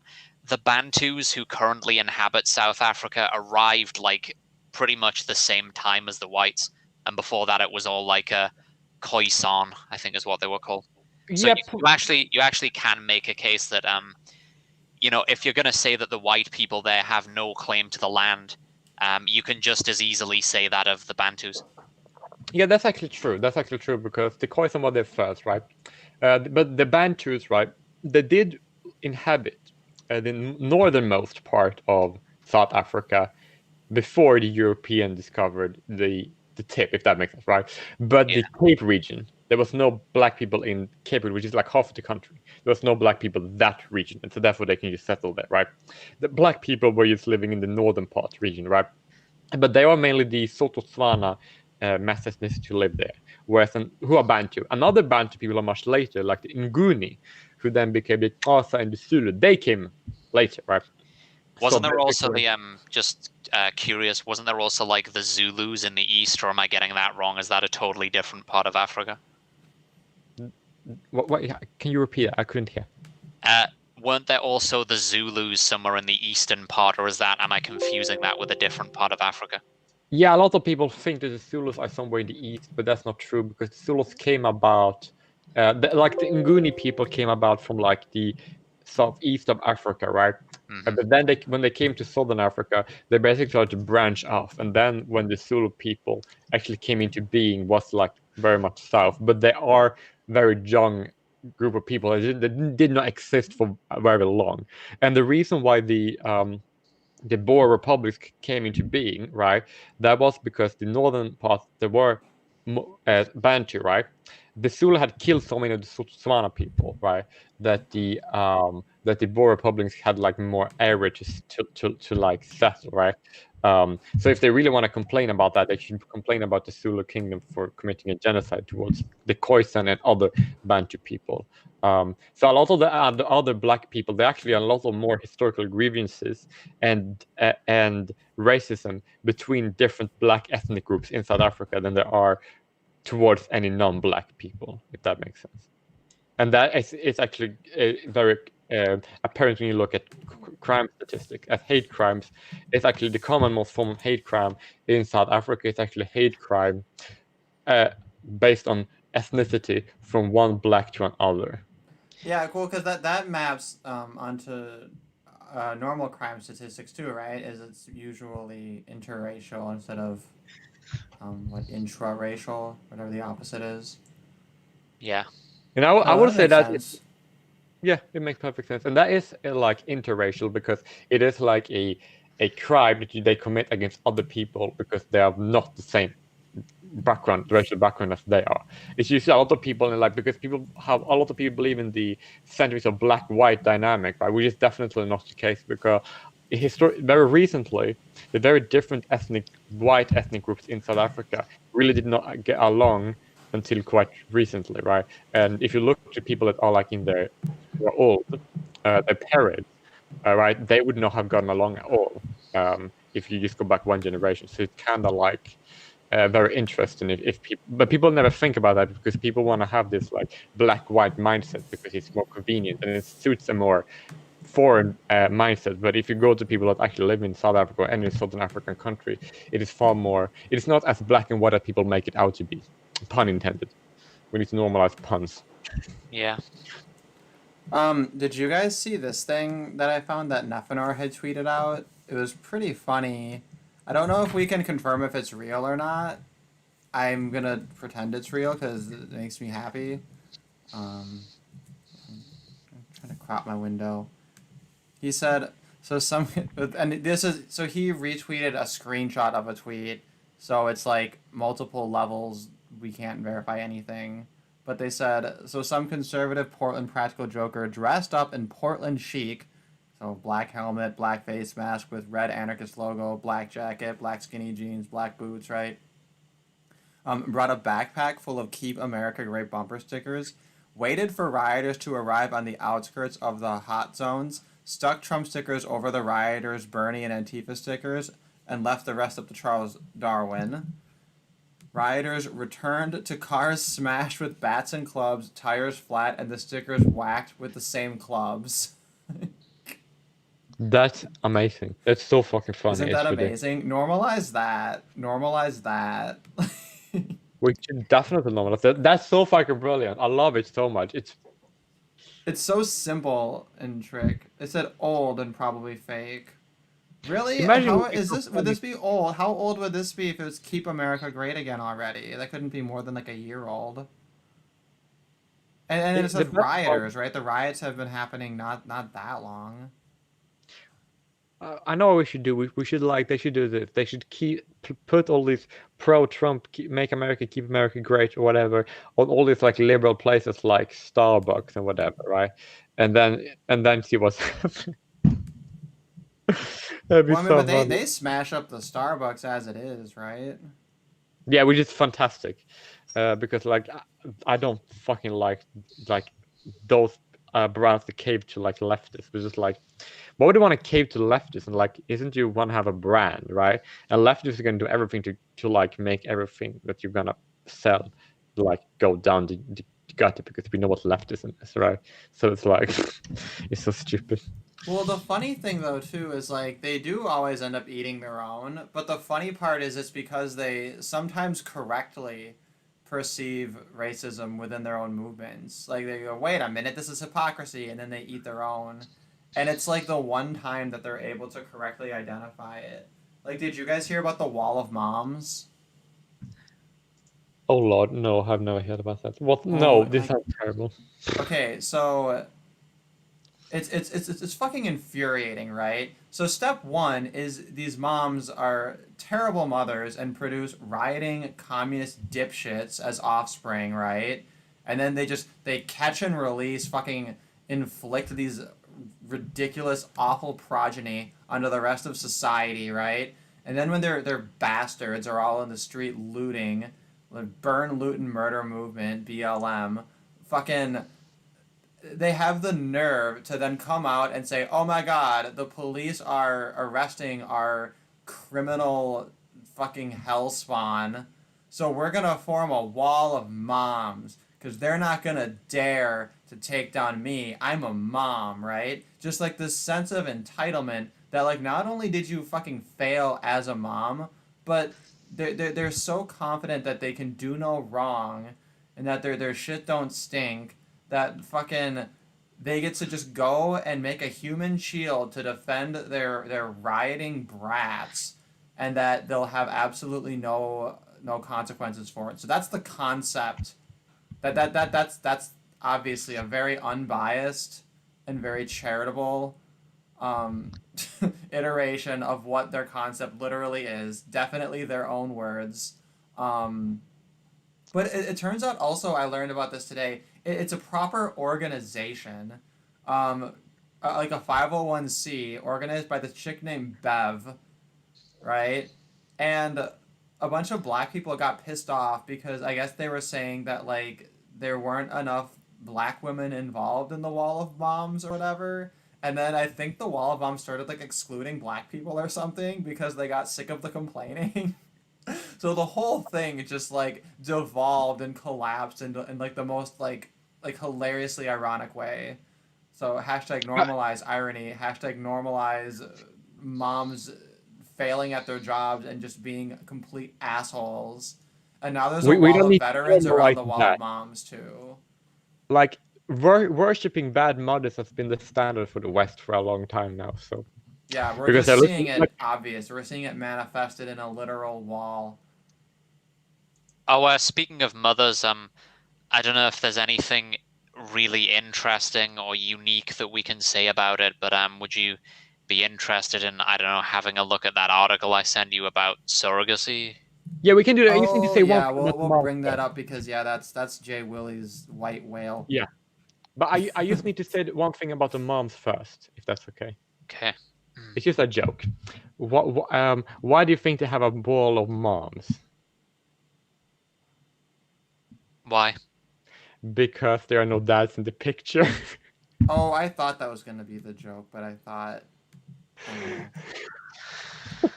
Yeah, what else are they gonna make the wall with? The dads? Nope. I thought the wall was racist. Never mind. Oh, well, nobody would care if it was the dads that just blow their heads off, and that would be the end of that. True, that's so true. But like, if they had dads that were involved, they probably wouldn't be rioting. You know what? Like, just a slight aside. I remember one person was talking about was like an anarcho-primitivist or some shit, was talking about the Ted Kaczynski Unabomber bombings, and he said that he supports what Ted Kaczynski said, but doesn't support the terrorism, obviously. And he gave this case of a man that he blew up in an airport, and it's like he said something like, you know, what's if you want to do political activism, what's the use in blowing up, you know, some airport worker? I mean, that's someone's dad. And I thought that little introduction there was interesting. Like, he had to get that in there.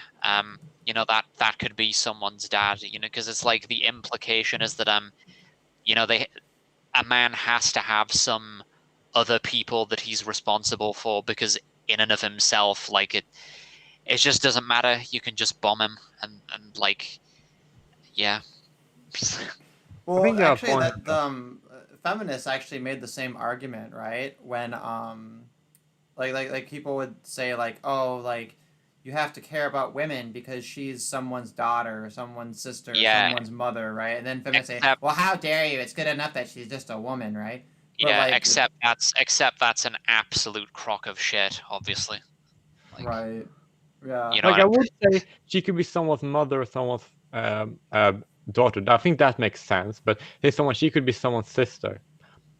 Most people have sisters, not me, but most people have sisters. What they say about how their sisters are, they're usually demanding bitches who ask for everything from their siblings and their parents, and are usually not very good mothers either. Like, not all, but most people that I speak about sisters, or what I hear, are usually entitled bitches that you're like, oh, she could be someone's sister. Well, if she could be someone's sister, then, well, that's not really saying anything bad about that she's not around anymore. But my sister's lovely, by the way. I love my sister. She's amazing. Because she's not a demanding bitch like many others. I don't have either sisters or younger male siblings. I only have older brothers. I'm the youngest male in the family. I used to be kind of curious about what having a sister would be like, just because I don't have the experience. Like, That's basically the only reason it's novel to me. But then almost nobody I know who has sisters has a single good thing to say about them. So like, yeah. Oh, I have a good thing to say about my sister. Your sister is good. No, not really, but her kind of like she looks kind of good, I guess.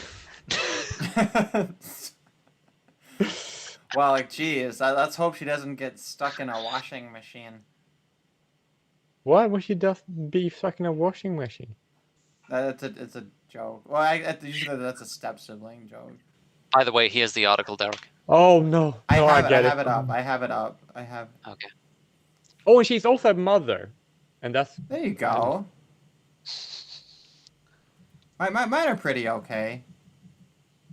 Oh, but that's lovely. They're people. But technically, them being sisters is pretty okay. That's like pretty high standard for what I heard about most people's sisters. So I guess that compared to other sisters, our sisters are like angels. So yeah, you heard it. You heard it here. That's true. Everybody hates all sisters. Not all, no. Not all. Look, not all. Do you have a T-shirt that says "not all"? No. Wait, is that a T-shirt that says "not all"? No. You know what I wanted to have was stickers that say hashtag not all, because there's a lot of things you could just stick on them. I think that was, unless I'm misremembering, that was Devin Tracy's shtick at one point. I think did he sell hashtag not all stickers? Oh my god. I know what to set in all stickers on. The best place to set to place them. You got whenever you see a woman with a hijab, you place the sticker on the hijab saying "not all." Yeah, and there's like literally infinite applications for hashtag not all. There's like all the time. I would put it on like a spray bottle, and then it would be like you spray your not all spray around whenever you need to make a generalization. It's like a very unsophisticated cope, isn't it? Not all, etc. I like that. Kinda, yeah. It's the OG cope. And then when you get into like if you're a bit more sophisticated, then you have to sort of you're able to start like revving the cope engines up to maximum power and coming up with more sophisticated coping strategies. Yeah, or we just normalize giving up on cope. We normalize not coping, and we normalize just blanket fucking statements. Yes. That's the next undeniable stage of evolution. Just blanket statement, fucking everything, no exceptions, and then you just defend it. So okay, this article was from 2014. The thing about that is that you'll actually be right. You'll actually be right more often than not, even. Yeah. That's the way I look at it, right? Is that if you have like none versus all, you ask yourself, okay, are we above that 51% threshold? You know, and if you are, then you know, maybe we have to go after the people who are trying to downplay it. So, I think the article's pretty short, right? It's not a. Yeah, so this is Adelaide. That's in Australia? Yeah. Okay, yeah. So Adelaide couple Mark and Matt, both 29, have acquired Thai-designed newborns. I love it, the designer babies. Tate and Estelle. Tate is not a great name. Estelle is a very pretty name. I think that girl names are very easy. Estelle, the Swedish princess. Well, the Swedish princess daughter is called Estelle. Why do I know? Really? Tate has so you know royalty names. Yeah, Tate has too much phonetic resemblance to tit or teat or taint. Yeah. It's just unfortunate. It's just like a degree away from being unfortunate. Well, it just seems like a dumb Southerner name. Yeah. I just expect overalls and he fucks his sister. I know why it makes sense to call it Tate, because she's a sister to someone. We know about sisters tend to be a taint, so. But Tate is for a boy. It's the boy name. What? That's even worse. Wow. Yeah, Tate is a male name. That's not a girl name. I mean, all names are girl names because girls can just steal names. Like Billy. Like Billy. Like Joe. And Rory. Yeah, they did steal the name Rory. I went to school with a Dutch girl called Rory. She was pretty nice, by the way. That's actually a good point. Like, it's sort of socially acceptable to use traditionally male names for women sometimes. Like, you can do that, but there aren't many examples of the opposite, with a few rare exceptions. Like, apparently there are some men called Evelyn.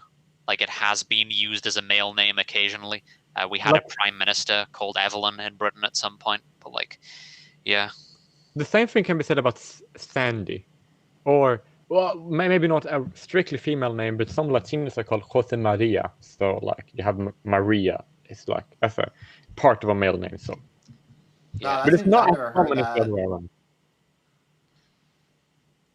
Pardon? I just think that sounds crazy. Yeah, it is. It is like it does feel like off to have boys with very girlish names. Yeah. Which of course we're I would moving never away give from my that son a anyway, girl right? We're name. not moving into the gender fuck future. We're moving more closer to the like androgyny future, right?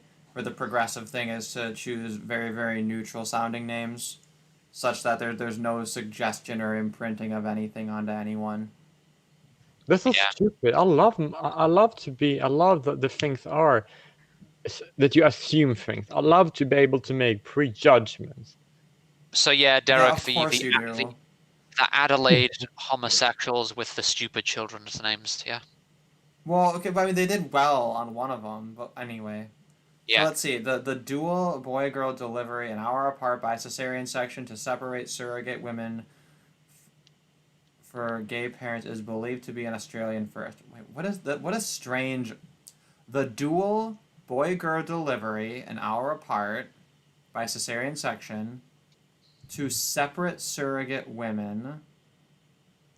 Oh, okay. So they had two different surrogate women, and they each had their children around the same time. Okay, so they said believed to be an Australian first.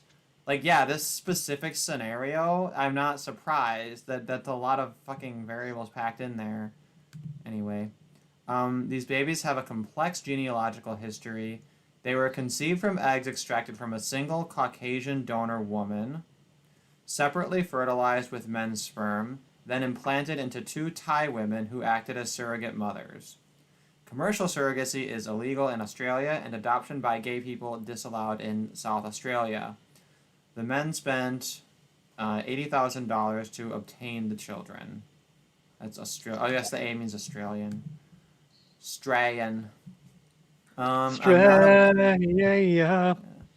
I'm not about to make a case that Mark and Matt won't love the children or provide good homes for them. And it's not just gay men engaging in reproductive tourism in developing countries. An estimated 500 couples a year are doing it, with figures showing a tripling in 3 years. Okay, so I want to take issue with this, right? So they make it illegal to do the surrogacy in their home country. So then they say, okay, we'll find someone outside of our country to do that, and then it gets labeled as reproductive tourism,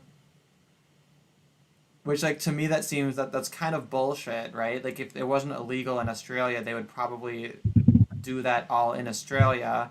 And then, the way that this article, is presenting it, right, this complex genealogical whatever, like, yeah, it's complex because they have to jump through fucking arbitrary loopholes to make this happen, right? Yeah. Like if you make it more legally accessible, then you'd see a pathway that's less like convoluted.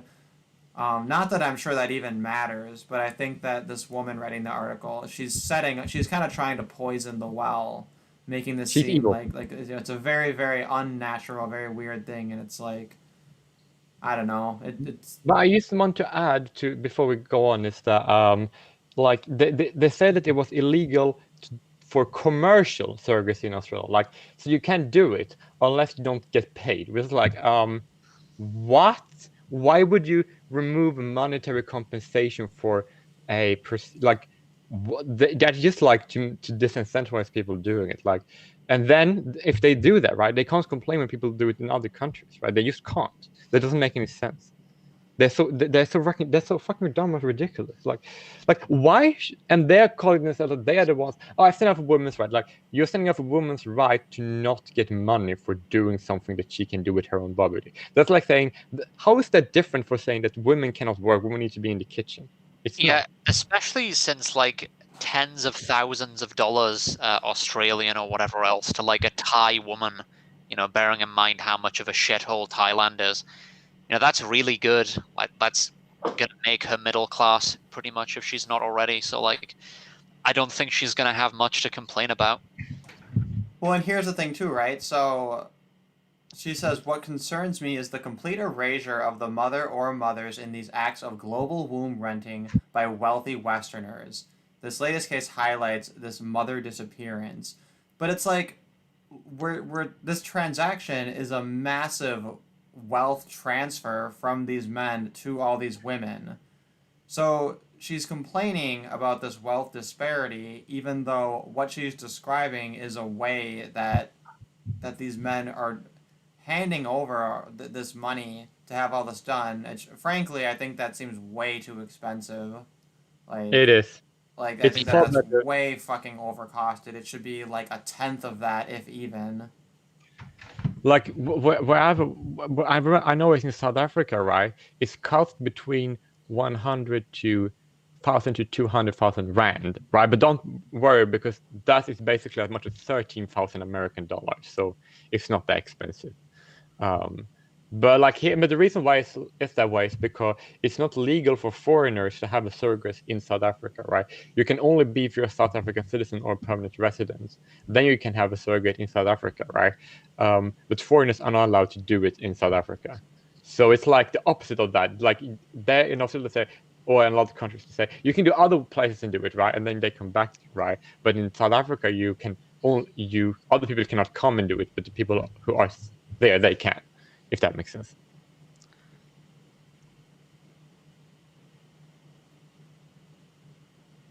Yeah. I'm just reading the next part of it, and it's like, because it gets even stupider. So she says, there's no mother in the story. A graph showed the two men as biological fathers and the women as surrogate 1 and surrogate 2. Elsewhere, they are women, not mothers. Just and it's before like, you yeah, there are two other things. Just before you continue, there are two other things that come to mind immediately. The first thing is that with that kind of money, and I mean, even with a tenth of that, it's going to be like really good for a Thai woman, like I said, which will better enable these Thai women to have families of their own and provide for their own children. Like if that's what they want to do, they'll be in a much better off position in which to do that if that's what they want. And there's also the fact that these children weren't theirs. That is, the Thai women's, were they? Like you said, the eggs came from Caucasian women, and then the sperm from like men from somewhere else. So it's not even like it's their kids, and that it's their kids genetically that are being taken from them. It's from other people. They're just incubating them. Yeah, so it's very, very early daycare. Yeah. And also, I would like to inflate this that they don't seem to be having an issue with erasing fathers who want to be involved in children's lives in places like Australia, which is like too common. Why doesn't they talk about that? So they think about other women who get a shit ton of money for being pregnant with other people's children who are not their own, right? They think that's a problem with you erasing their motherhood, right? Even though they never had it, right? But to take kids away from their fathers who are their biological father, who know them and have raised them, and then force them to pay money without letting them see their kids, and then send them to jail when they can't. And then if they can't do it enough, they take away the opportunities to get employment. And as well as giving a criminal record, which is going to take the opportunity away even further, and taking away driver's license. They don't see that as a problem. Like, this is why I can't stand with these gynocentric bitches. Like, there's only focus on everything that could minorly be tangentially not good for women, and completely ignore everything all the time, have anything to do with a negative impact on men all the time. It doesn't mention the positive impact this have on men, right? And it doesn't mention the negative impact this have on gay couples, male particular, about having kids when they doesn't allow commercial surrogacy to exist in Australia, which she probably won't be in favor of, right? So why would she, if she doesn't favor it, she can't complain about people doing it in other countries. It's so fucking stupid. Yeah, and that's the thing is, well, and also look at it this way, like if you said, oh, motherhood is just incubating a fetus and then pooping out a baby, that's motherhood, that's all it is. You know, everyone would say, wow, that's like a really like offensive way to view motherhood. Motherhood is so much more. It's caring for children, it's nourishing them, it's doing this, doing that, right? And like these women aren't doing that, right? That's not their role. They So don't want to either. yeah, so to say they should be classed as the mothers, it's even technically inaccurate if you have any conception of motherhood as anything more than just a basic biological function. And I just want to point out that the women who would make that argument a lot of times, well, probably not traditionalist women probably wouldn't make this, probably wouldn't be doing this, to be fair, but you can imagine that a lot of the women saying that, who say that that's a very reductive way to look at motherhood, aren't partaking in any of these, supposedly joyous aspects of motherhood themselves, like that outsourcing the care of their children to daycares and so forth. So Yeah, so instead of And, thinking about things they've actually done, they're actually thinking about like all of the work they'd have to do if they weren't outsourcing it or something. yeah, I don't know. I mean, the traditionalist take on this is that it's destroying women's identity. It's destroying what was always the thing that was essential to women, really the only thing, which was motherhood, which is like true, which wouldn't be a disaster, or at least you wouldn't think it would be, like, if you know what I'm saying. but it doesn't really erase what makes a mother, because a woman can be a surrogate and also be a mother. Like, it's just another pregnancy. And Yeah. also, like, just because you might not want to raise 5 kids, but that doesn't mean you can birth 5 kids and raise 3.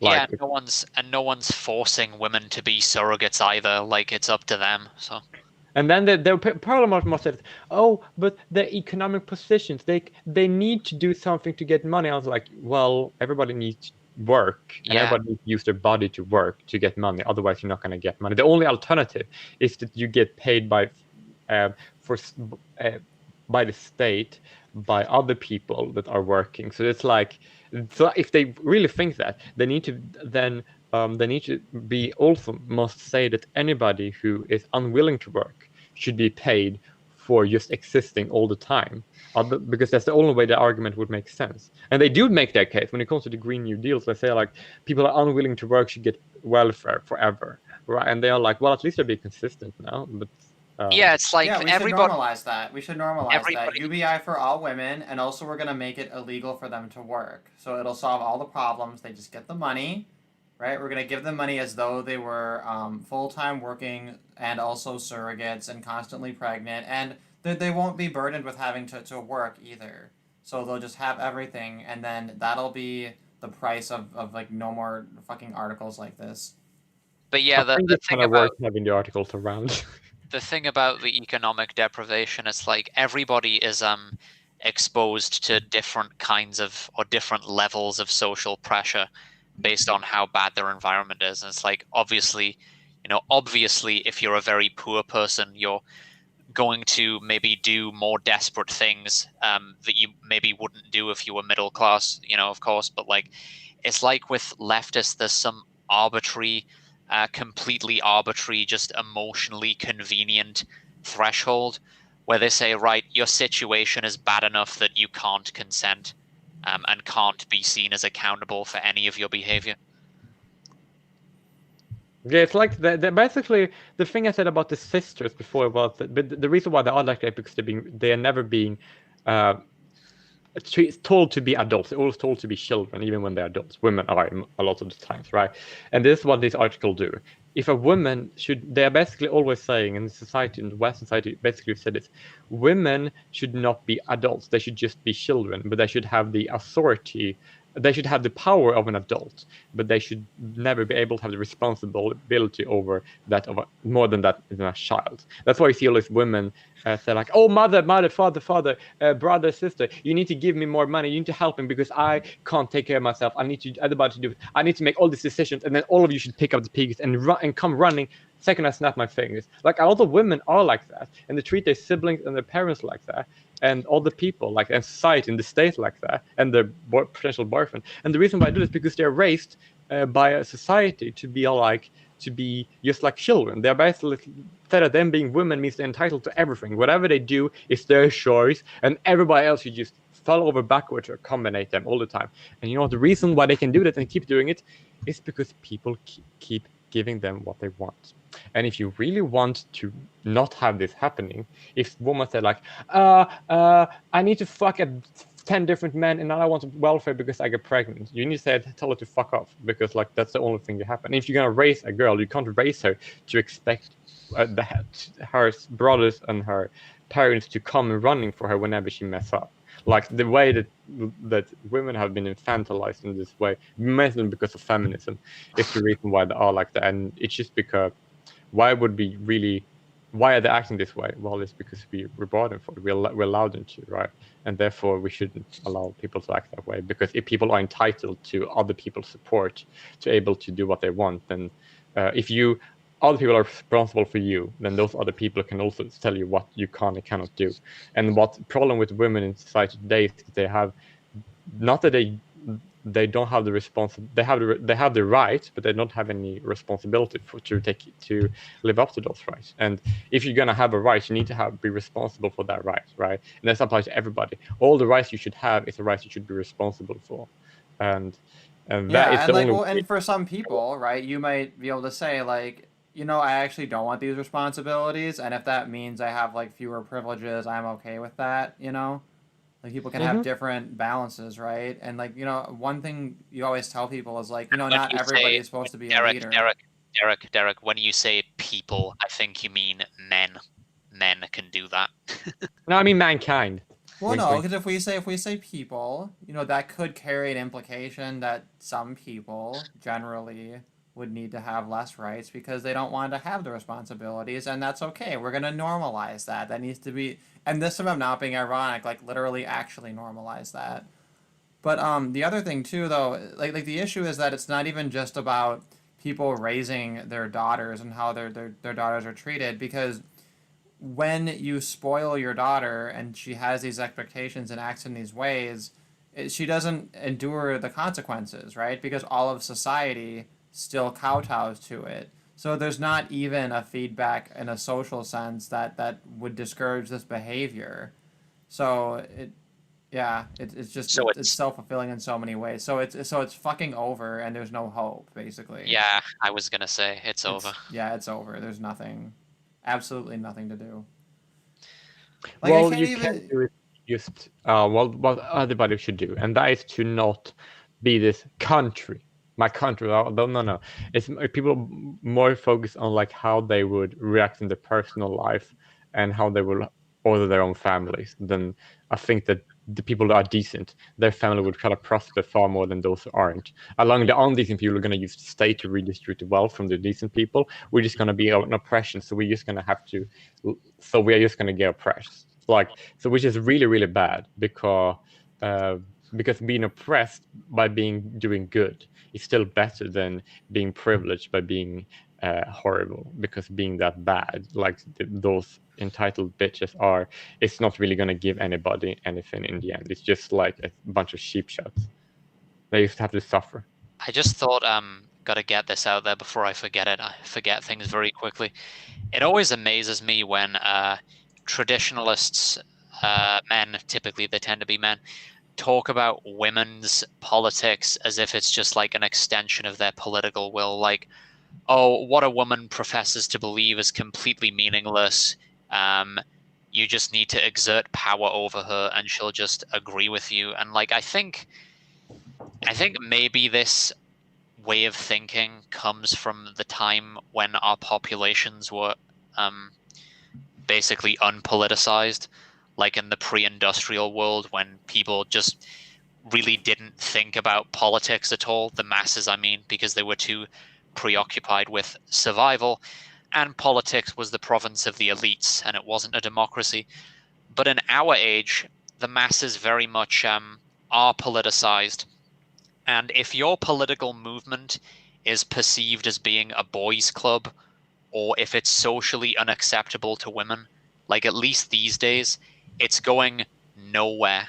Like it is not gonna fucking happen. I'm sorry. Like you can cope all you want, and traditionalists, can tell you all you want about how, oh, women see it's all a shit test and they secretly just want to submit to you and suck your cock and this and that, and like it's, well, the evidence from the last century or so, or more than that, of just never-ending concessions to women and men falling over themselves to give women their every demand suggests that that's bullshit, because it is bullshit. Like, that's just not how it works.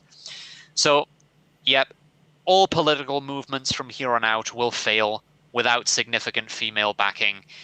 It's over. Yeah, but like if you look at it, a lot of women, they really like to be mothers, right? Like to be the traditional role of women. It's like the women that want that, they're usually the most happy women. Whereas the women that want this, like, oh, sexual liberation, they're usually just not very happy at all. And those women used to deserve to suffer, if I were to be completely honest, right? So I do think there is kind of hope, but only for decent women, because it's only decent women that really want in a movement, to be honest, if I really thinking about it. Derek, sorry, go on. Because undecent women, it's like undecent men are like no-go. It's like, this kind of reminds me of something kind of tangentially, is that a lot of people like think it's kind of bad with all these college kangaroo courts and a lot of things when the feminists, the men can't even approach women or whatever. And I'm like, yeah, which is of course bad. But the same thing when Derek talked about a lot of men that don't really being interested in having rights at all, right? So like caring for them seems a little bit pointless sometimes. And I do agree with that definitely, because if guys really wanted rights and didn't like being how they are being mistreated by women in their society, why didn't they stand up and say to women in the past, no, promiscuity is bad. I'm not going to sleep around with many different women. Having sex with multiple women is bad, right? Men that have the idea that, no, having sex with different women is great, and getting hookups all the time, those men, when they get in trouble for like child support or college tribunal, I'm like, my sympathy is not really that high, because like promiscuous men and promiscuous, it's like not a good thing. So yeah. I'm like, well, I'm sorry, but I don't care. Like I do think it's a problem when guys are being forced to have sex with women and penalized if they don't. Of course, it's an issue. That's like I'm far more empathetical to men like that than to men that are fucking around. Because if you're fucking around, then honestly, like, then they are technically part of the problem, even though they're victims of the greater society. But Derek, did you have anything to add or to disagree about my take on traditionalism?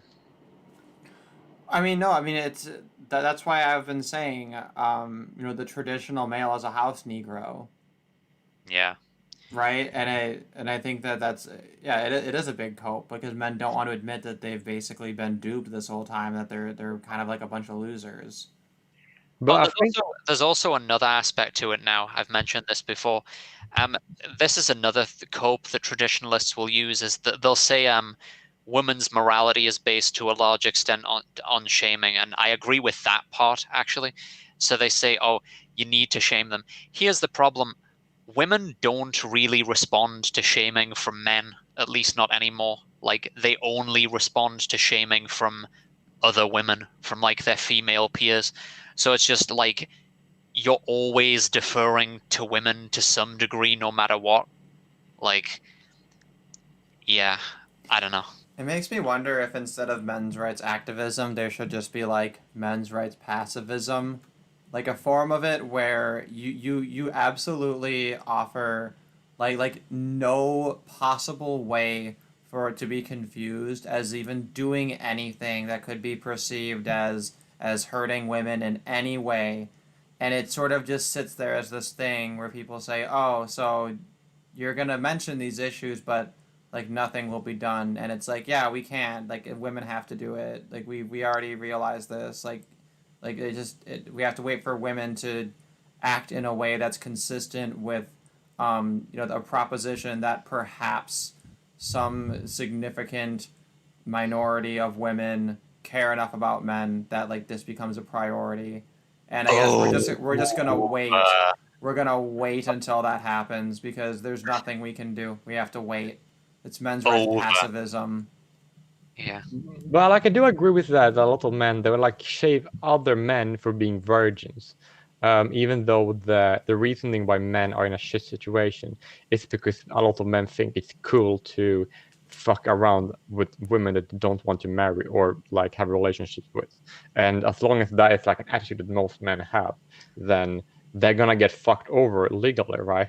And the only reason why, and frankly, it's like, well, there used to being house blocks, like house niggas, whatever. Gosh, I say the word again. But it's like, sorry, but it's like they are the reasoning why they are in the recent situation. I'm not gonna like be sympathetical for somebody who decides to light a home on fire and then complain about being homeless. That's the same about all these promiscuous men complaining about all these horrible mistreatments they get. It's like, I mean, like they were not entirely innocent. Like the problem is that only promiscuous men are being punched, not promiscuous women too. But yeah, I mean, that's the thing is, you gotta lash all the sluts 100 times per bastard, not just the men. exactly. Well, here's an idea. This ties into the idea of having a government program that gives cosmetic surgery or limb lengthening surgery to sub 7 men. What you can do is so any sexual activity that is not licensed is rape. Okay, so if you have sex without a license and the woman says it was rape, well, you need to pull up the consent license. If there's no consent license, guess what? You're going to jail for rape. So that means the Chads are going to have like thorough, good documentation of every single time they have sex with a woman, and they're going to pay to have these processed, right? So there'll be a Chad tax, and this is the money we're going to then use to offer cosmetic surgery to the non-Chad men. And then women will eventually, first of all, this will prevent rape, right? Because all of the sex has to be above board. And then women get to just accuse men of rape without having to prove anything, because if there's any evidence, I guess you need some evidence of some kind of sex. Oh, fuck it. No, you don't. Me too. We're going to believe all women. Hashtag believe all women. Men will only be able to defend themselves if they can like prove their whereabouts at the time to prove that she's lying. Otherwise, it's always presumed true. I just had a thought that could be like radical misogynist accelerationism. Like you just basically legalize all kinds of horrendous female behavior, just legalize false rape accusations and everything. Are they even more to legalize? I think they're already there to a certain extent. Yeah, it's already there. We're already there. We're just being honest about it. So just like legalize all of it, just in the hope that it'll eventually trigger some sort of reaction from men, but then it doesn't. It won't. They'll just say, "Okay, this is great." They won't care. Yeah. They'll complain that the sex tax is a little too high. But like women, like people don't even try to defend female committing infanticide nowadays. If you look at if you look at it, just as they love the whole abortion shit. Like it's like, yeah, we're already kind of there, and we don't really see people trying to become like this anti-women. So I don't know if that's gonna work. But one thing I would like to say in all these laws about the thing you mentioned before is like the reason why I can't really say that's a good thing is because I don't think redistribution with the state is like, I think that's like complete horrible. Like redistribution with the state force is never justified. Well, yeah, obviously it's not justified. But I'm trying to meet the fucking retards halfway. And they love their redistribution. They love their stupid communist bullshit. So I say, okay, well, here I've created a version of your retarded communist hellscape that could actually potentially have one consequence that's not absolute shit. I know it can sound very Machiavellian, but like, if you want to justify redistribution schemes, in my opinion, the best way to justify it is just the fact that people are stupid enough to accept it. You know, people are stupid enough to accept having their money stolen. So you might as well just steal their money and call it taxation, but then put it to actual, like, good pro-social usages. Yeah, If they that get makes... what they deserve. They get the government they asked for. Yep. Well, and that's why democracy isn't just stupid. It's very cruel, right? It's a cruel thing to do to a population, to give them a bunch of choices they don't understand, and then to emotionally manipulate them through your media and your politics. And then when everything goes to shit and doesn't work, then you get to blame them, right? You get to then say, well, this is what you voted for. This is what you asked for. I think it's incredibly evil and abusive. Yeah. I do believe that just because someone's stupid, right? They shouldn't. That's no excuse to abuse them. In theory, it would be even less of an excuse. And literally, like, the highest virtue in the West is democracy, which is literally just a system of exploiting people for their stupidity and then blaming them for being stupid.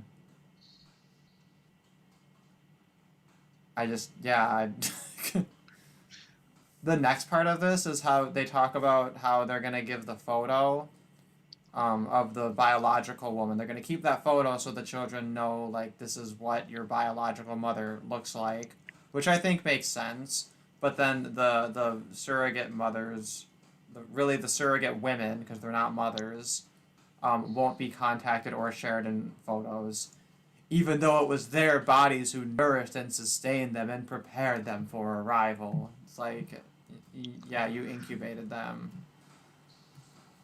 Yeah. So yeah, she complains that they're eliminated from the history, treated as nothing more than disposable uteruses.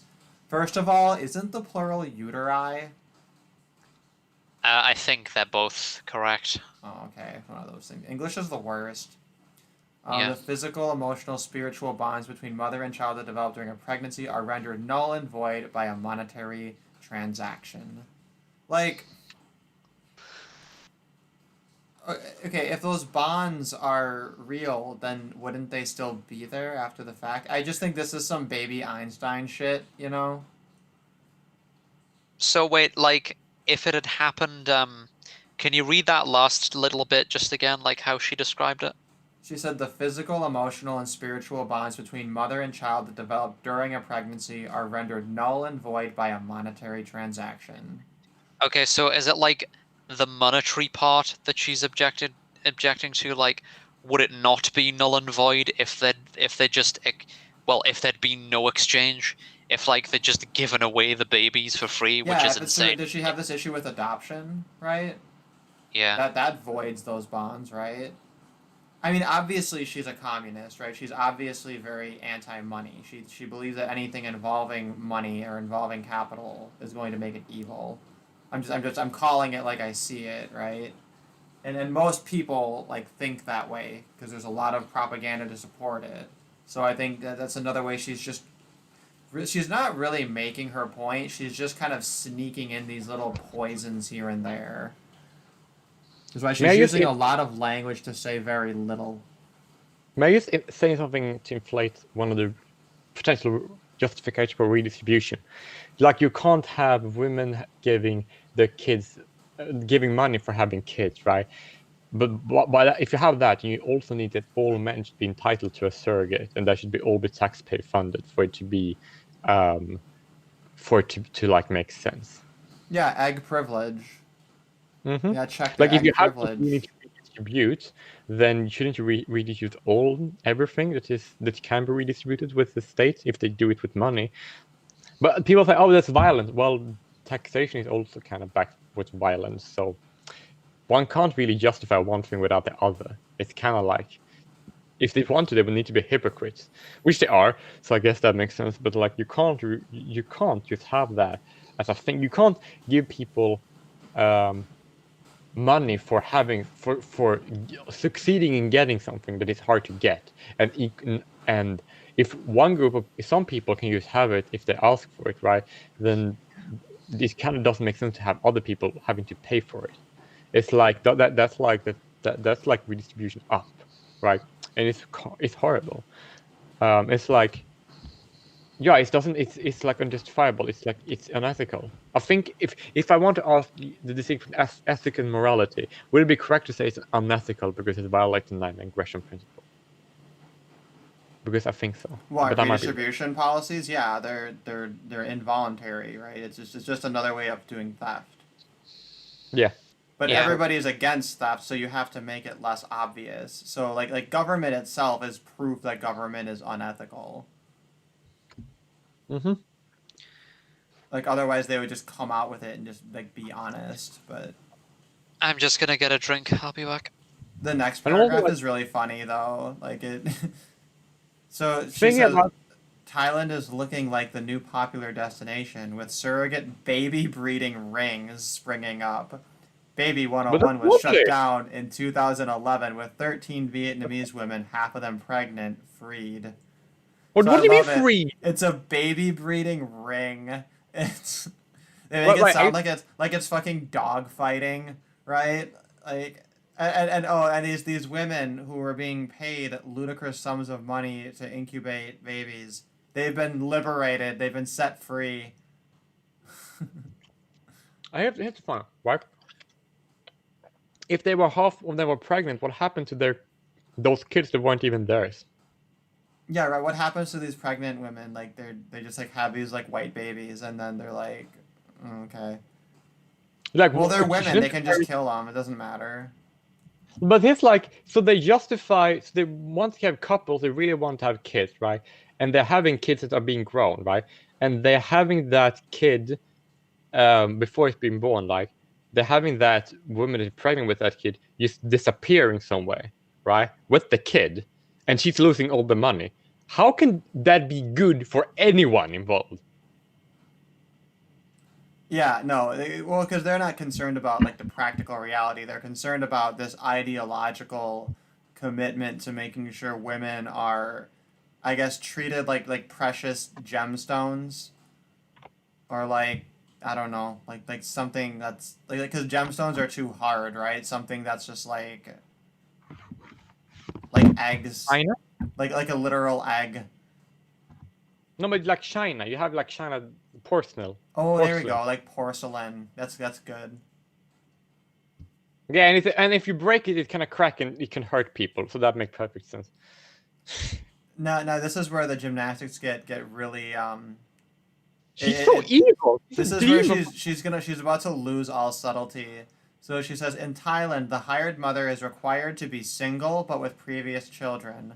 Now, before we continue to why she's going to say this is a problem, let's see, why do you suppose this might be a standard? Like, what logical reasons can we think of?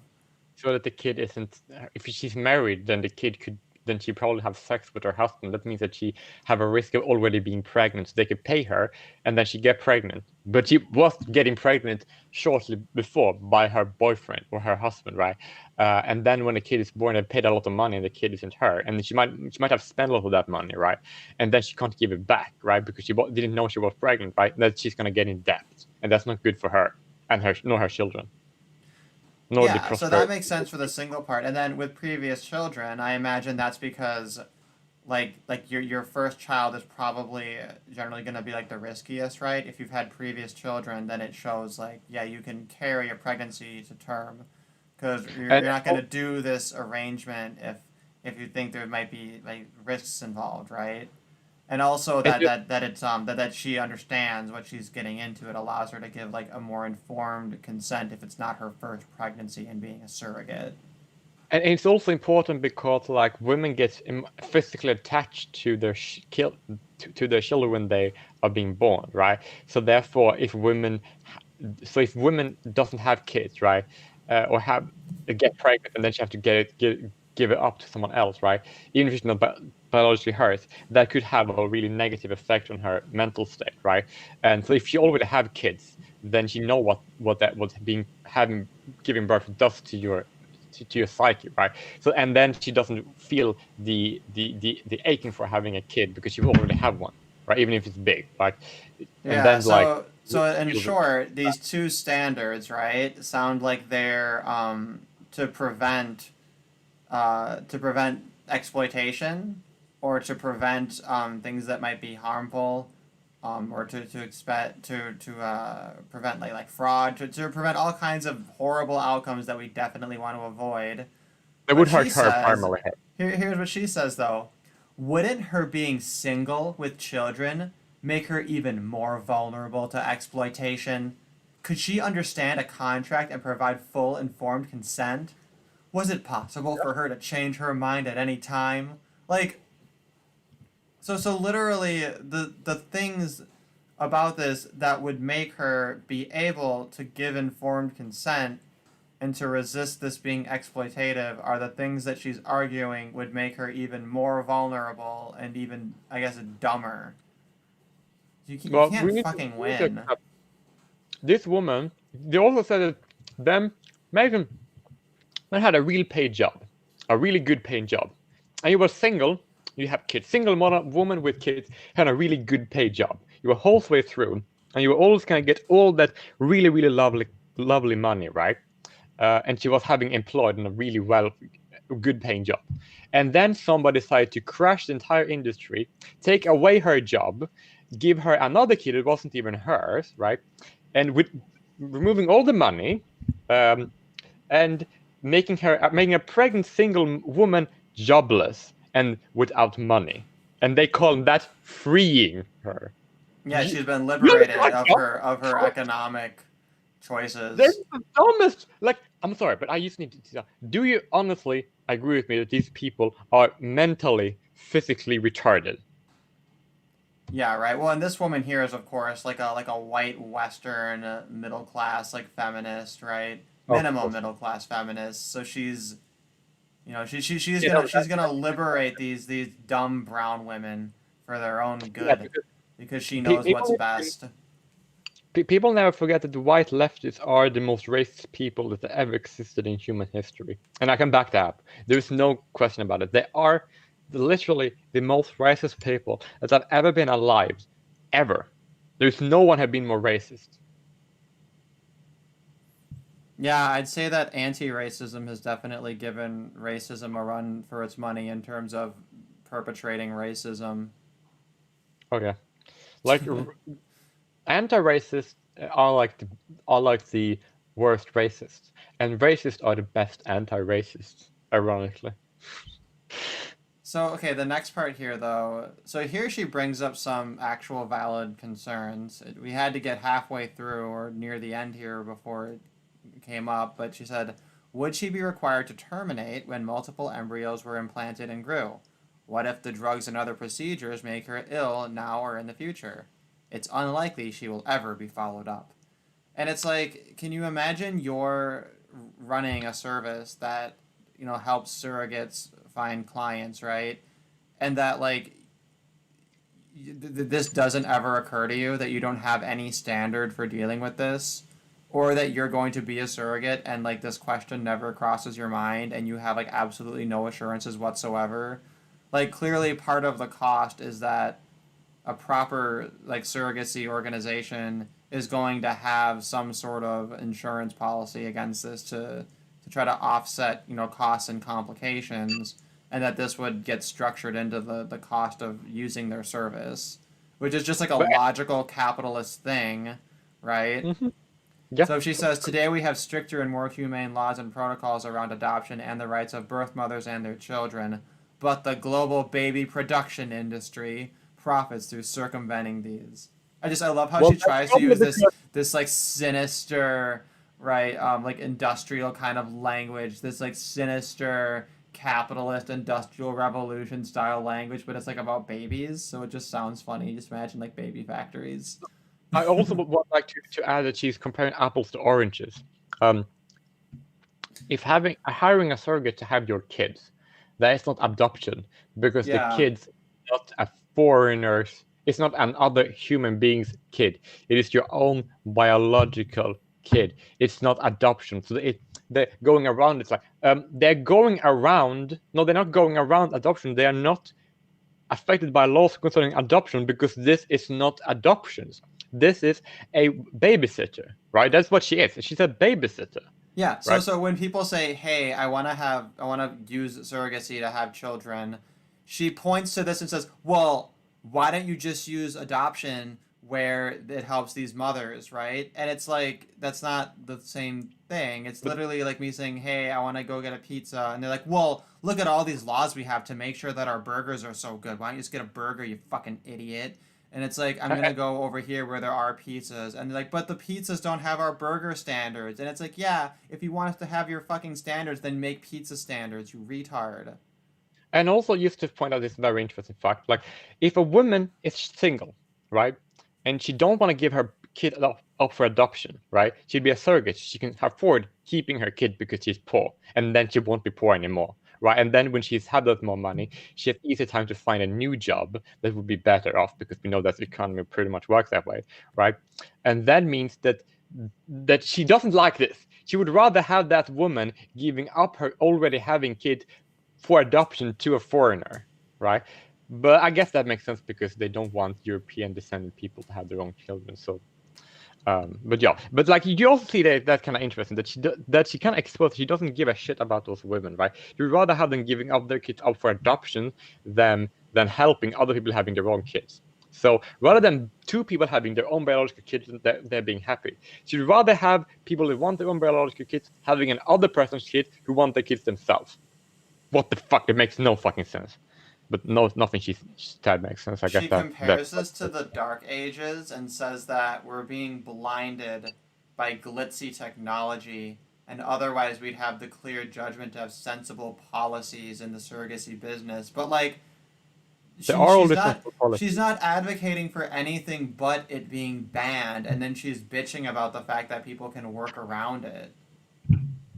You know what I mean? Like, she doesn't want to meet them halfway, so it's kind of ridiculous. And then she compares it, she says Thai and Indian mothers give birth to babies who are immediately taken from them, which she compares to single women in the mothers' homes of the 1950s. I'm not sure what she's referring to. I don't know if she means their mothers' homes or if that was a thing in the 50s. I think it was a thing in Ireland for the Catholic Church when women that have kids out of wedlock, they had their kids forcefully given up for adoption if they studied with the Catholic Church. Oh yeah, so like those. But that's completely different because those kids were not their own children, right? They take the children out of the hands of mothers. Something that this also is advocating for, by the way. Also, yeah, that would be involuntary, and what these women are doing is voluntary. And they go to get that shit on them. Yeah, and this is a thing that not enough non-libertarians understand, is that the difference between something being voluntary and involuntary is literally the difference between sex and rape. Yeah, but they never understand that. They would never understand that because they're like claim to because be they're a bunch of rape, rapists, basically. Yeah, 100%. That's just what I say. All the non-libertarians are rapists, no exceptions. Do you think I'm a libertarian? I mean, you have libertarian leanings, but yeah, we both have this problem where as soon as an NAP is violated, we just see red and want to just murder everyone. That's true. Like for my thing, like I am really into castle doctrine, right? Like there's this horror movie about it's a guy who's like, he's like a blind man who is like a veteran, right? A blind old man who's a veteran, and these people decide that they're gonna break into his home and rob him because they figure it'll be easy, right? All they gotta do is just rob this dude because they heard he's like hiding money or whatever.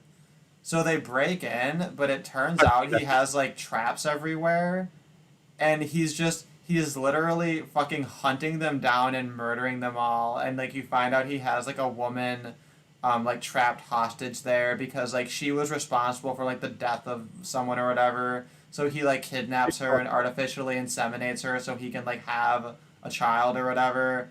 And like one of the people who breaks it accidentally, like they murder the woman, so he has to like kidnap another one of them. And I'm sitting here like, well, they were breaking and entering.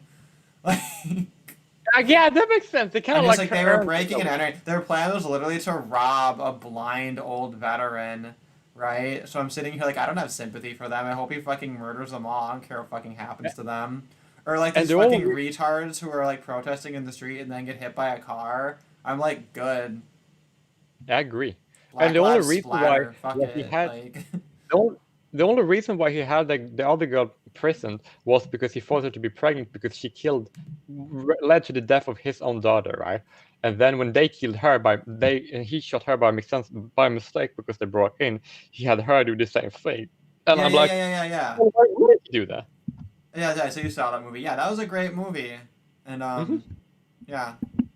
Like, don't feel 0%. Do I feel bad for them? Like, don't fucking trespass, and you're not gonna get murdered. Or like that story of there was like some ex felon gay dude who like was out of prison, right? And like these burglars tried to burgle him, and he just ended up like kidnapping them and raping them in his basement for like multiple days or something. And I'm like, yeah, don't fucking break into people's houses. I hope that happens to all of you. Like, I basically saw this. Some people decide to invade a farm or like a house in South Africa, right? And then the people that lived there, they shot that guy in the head as he like died, and the blood was all over the floor. I'm like, they kill an intruder. Good on them. We need less of those people. yeah, exactly. What do you tell their grieving mother? You say, you're welcome, bitch. Like you're a bad mother. You gotta So really yeah, know how we just did all the parenting you didn't do very, very quickly and concentrated in like a bullet.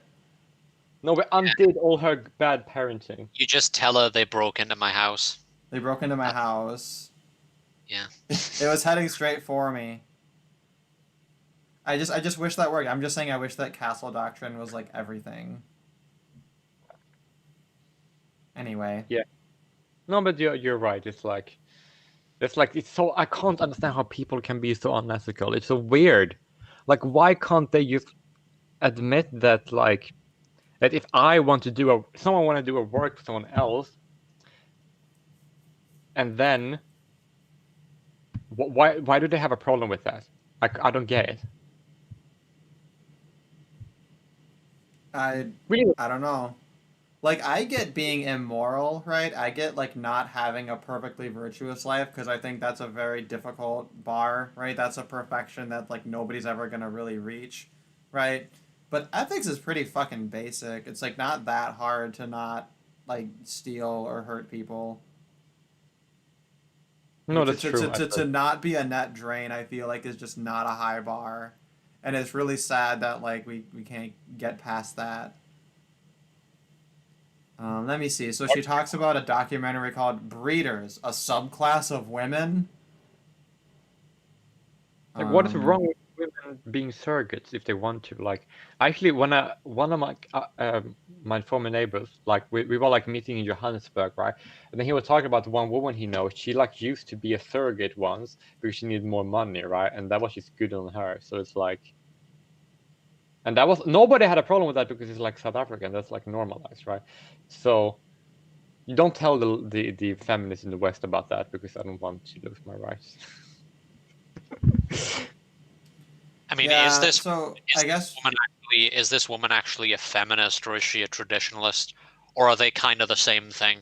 they're 'Cause kind of that's this. the- I mean, all women. I mean, feminism is just a reflection of a lot of women's desires and preferences. So Yeah, Well, I'm not it's even just sure it matters if we identify as feminist or not. it's the feminism is just the political codification of women's interests, basically. Well, Yeah, like that's technically, one thing. Like when you first get into like red pill things, one of the first things everybody says is, "Hey, women doesn't equal feminist, right?" And now like I've been in this so long that we've come full circle, and I'm like, no, it kind of does. Like, well, I would like to be a little bit contrarian if for one reason, right? And that is that if you have a feminist like society being in law, right, what will happen is just a lot of regretful old single women who never had kids with office jobs, right? That's what feminism usually ends up for women, right? And also when feminism takes over society, the birth rate is going to drop significantly, right? And therefore immigration is going to replace it, right? And if those people are either similar to feminism, it's just going to create more unhappy women, right? But if the incoming people are more patriarchal, feminism is going to fall. right? So it's like it just really leads to the unhappiness of women, and whatever culture those women had, it's going to be significantly destroyed or diluted. That's usually what it is. It's like feminism is kind of like not good for women at all. I mean, I know that there's like some evidence, right, to suggest that women are happiest when they go with the more traditional route, but I also think that for any woman older in life, no matter what she ends up choosing, you know, like cows go moo and bitches bitch. I feel like whatever they end up choosing is gonna be like if they want to bitch about it, they'll find a reason to. So I have some skepticism towards this idea that like these old childish cat ladies are so full of regret and hate all their decisions. I I No, suspect a lot of that is like men just want to believe that like these women are gonna Coping. learn their lesson at the end, and I just don't think that's necessarily true, Yeah. or at least it's exaggerated. I think. But so Yeah, then they talk about this probably. Australian woman who complained after she was a surrogate, where she wrote, "My subconscious, my body, my emotions knew I'd given birth and were screaming out for that baby. I kept having the urge to tell people, I've had a baby." Which I like the image of Well, it, just like a woman running around screaming, "I've had a baby." Like, well, she decided to do a job, right? And she knew what that job was about. She consented to it willingly and legally, right? And then she got that job and she got paid. And then she got emotionally affected by that job. Don't you think that women working as in like social service, like these people that need to go and visit dysfunctional families and look after if their kids can live there or not, if they're gonna die, do you think those women are not affected emotionally? So you say that, oh, you can't have do a job. Women should not be allowed to do this job because it's gonna affect her in an emotional way negatively. That is stupid as shit. yeah, I mean, and I'm sure there's a lot of, you know, there's not nothing to it, right? But there's kind of an opportunity cost to anything you do, and there is a sense of like, if you choose to do this for the money, like it's your responsibility as an adult, right, to make those choices. It kind of just reminds me of the whole Mia Khalifa regret porn thing, right? It's like you know, your attitude was pretty different when you were taking all the money, you know, like. Yeah, then they Yeah. mentioned that they're about to release a review of legal issues of parentage, including children born through surrogacy, and she says, "I hope this report will not erase the mothers or the right of any child to know their mother." But they're It's not not the mother. mothers. They're not They're not mothers. related to them in They're any way. It's like yeah. knowing the babysitter. Like if I had look, when my mother, right? No, when mom was a kid, she had a little brother, right? And her little brother, because her mother and her stepdad was she the parent, right? Not really, but her stepdad was, and he was like sick. My grandmother was sick, right? He got to live with someone else, right? And he had a nurse taking care of him, and that nurse got like super attached to him, so she tried to run away with him because she attached to him, right? If you say the surrogate mother need to have rights to their kids, doesn't that mean that that nurse also should have right to him? If that makes sense.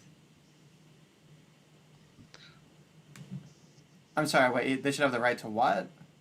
Like if you have been attached, they say like, oh, they should have a right to their kids they're not related to, but they have been attached to them or whatever. Doesn't that mean that everybody who have been attached to a kid they have looked after for a long period of time should have a right to see that kid? Do you mean how messy that would be? Yeah, right. Like first grade teachers, right? Like, hey, like we need to see these children. Like that's a sacred bond that shouldn't be just discarded. The same logic. Yeah, I mean, I I mean, guess it's a little bit different though. They're like in their body actually, right? Like there's something a little bit qualitatively different there, but it's yeah, still a bit ridiculous, I think. but doesn't Also, that happen comments to for all? the thread are closed. The discussion has been closed. Of course it has. But I It just want says to add, zero it's like, comments though, so I wonder if there were comments or if they just closed it because it's like old. no, they closed. They were commenting, were pointing out how stupid she was, and then they removed the comment. They always do that. But it's kind of like if you've been inside of one. So if I have does that mean everybody who is because technically underneath the foreskin is inside someone. Does that mean that all the circumcised and foreskin ripping doctors a little bit inside people? And the same thing goes for everybody who raped someone, including pedophiles. Like if the concept of being inside someone else means that they have a connection to someone. I mean, like that doesn't really mean that those people who've been inside someone deserve a right to them. You know what I'm saying? Yeah, it's a little tenuous, but I think I see where you're going with it. Yeah, that makes sense. Yeah, that's true. So she is an advocate for women and girls. So based on everything here, like definitely she is a feminist. Her other articles focus on media, a toxic culture for girls, and girls unprotected, and can you hear us now? Which I don't know what this. Something about women in business. Not your women. And then Gig Porn Inc. So she's hopping on the the sex negative anti porn feminist thing, like 30 fucking years after it was a thing, but like maybe 10 years before the alt right got onto it. So you know. Oh, I just had another thought. Like the thing you were saying about women's happiness.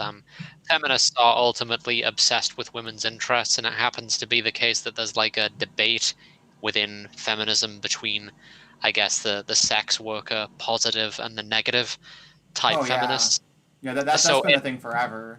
So yeah, it just occurs to me. It happens to be the case now that feminists don't really see, I don't know, childbearing, motherhood, etc. as part of their cause, because I guess maybe it just hasn't entered their heads for whatever reason that that's something that's intrinsic to women's happiness. But I'm pretty sure that if they believed that, if feminists believed that it was something that was that important to women, then they would make it their cause and they would agitate to make it easier for women to have kids without male involvement at all. They do that.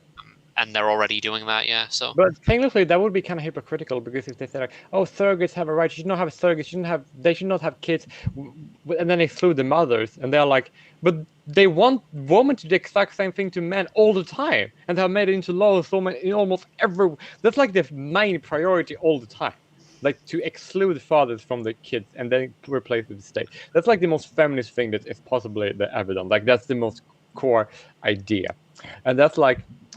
So they really, really are female supremacists. They really think that women should have, like they're really advocating for the social and political supremacy of women. That's just what they do. Well, and what I'm reminded of is I'm sure you guys both heard about that story of the lesbian couple, right? That they had children through a sperm donor, right? And then eventually they ended up ganking the sperm donor for child support. Oh yeah. Yeah, and I feel like the story of these two men, getting their surrogate children, it kind of stands in stark contrast. And I do feel like that's kind of a lot of where things are going. But that's what they do believe. They believe that whenever women could be benefit and men could be hurt, that means that's how they should do it. So if something no, not really, because they're more like hurting men than benefiting women, right? They're about, if they can hurt women, but men will be more hurt, and they are favorites, but if they could hurt both men and women, right? They will be in favor. Not as a stated goal, right? I think it's more of, if it happens to end up hurting women, then they don't care. No, they actually, because don't like notice. She basically said that they should hurt women all the time in her article when she advocated. Yeah, but it's not the stated goal, right? It has to be packaged as helping them. Yeah. Oh yeah, that makes sense. Yeah. That's why they want to take out the men and replace with the state, because it's helping women, even though it's not good for women, nor in any way at all. I was telling you about this the other day, Derek. This stream I was watching with these two traditionalist men was doing the thing of feminism is it's going to be bad for both men and women, or it's going to destroy both of the sexes because you can't poison half a well, that kind of thing.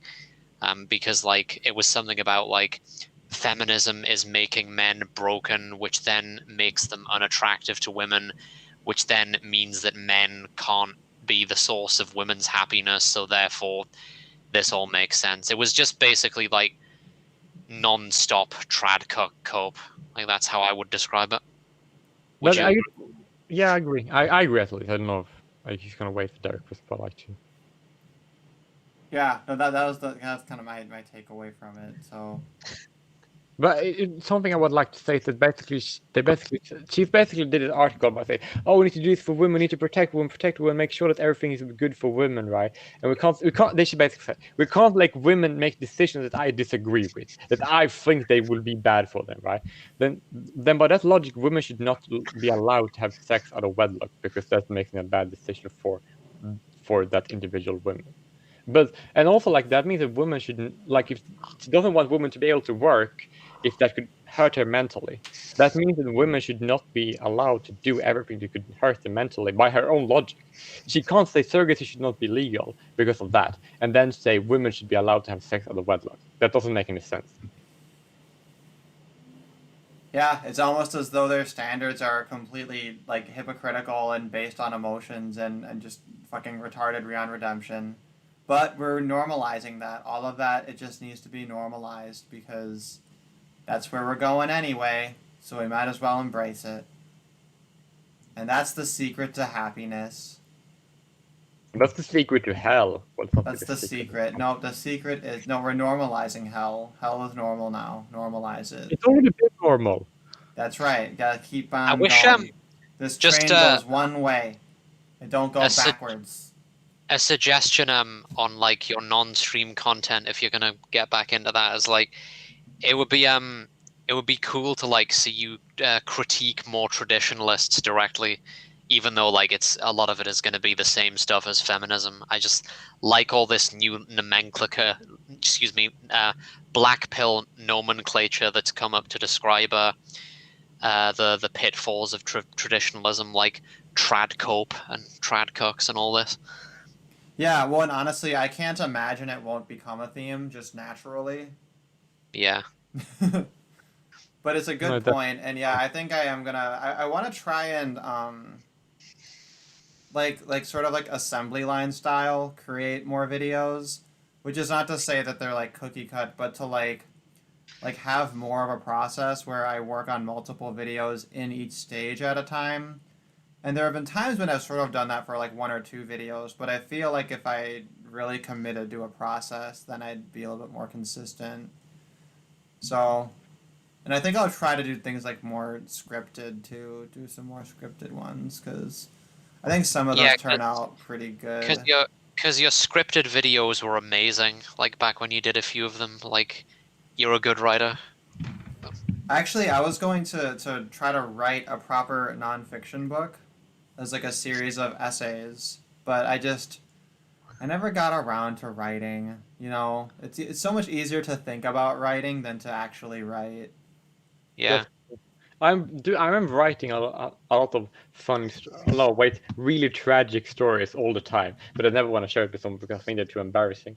But I would like to like post them anonymously of like a writing book because I don't want people to really know what they're about. You could get like a fun pseudonym. I already have one with my face attached to it. Oh, but you can't say what it is because then you'll blow your cover. Yeah, that's true. You could give like coded hints as to what it is and see if someone will like play the game and try to crack the code. Yeah, because I'm all favoring people seeing, reading what I'm writing, right? But I just don't want people to attach me to it. I've been thinking of kind of rebranding my channel, just because my channel doesn't really have a brand. It's just kind of like a thing that's not taken. I don't know. I was thinking maybe I just use my name, like what other people do. Just use my name. Or I thought I could make it something different. That's like I could rearrange the letters in Spacepan into something else. But then I'm kind of just like moving horizontally instead of it like being something that makes more sense, right? Because if people ask me what's this channel about, it's like there's not really a quick way to describe it. It's just like, oh, it's just stuff I like to talk about. Oh my god, No. I can explain it. It is absolutely amazing. You should watch all the videos. They're fucking fantastic. Well, that's a nice thing to say. Some of them I cringe when I look back at them because they're a little bit. Yeah. I would say not all, not all, not all, but most videos are good. But that's all part of the process. That is so true. I think of all channels, my number one gold standard of perfect videos is everything John the Other does. His videos are like literally perfect. Who's? Oh my god, you need to watch. I will link you to his channel. You have to watch him. No, I didn't hear his name. He used to be affiliated with like A Voice for Men. So him and Paul Elam were kind of close for a while. Then they had a bit of a falling out around the time when AVFM did the first conference on men's issues. And then John the Others worked with Diana Davison for a while on the Lighthouse project. And now John the Other just kind of makes his own videos with his own quick takes. Was the cause of the falling out like something to do with just MGTOW versus MRM squabbling or whatever? Kind of. It had to do with COC. I see.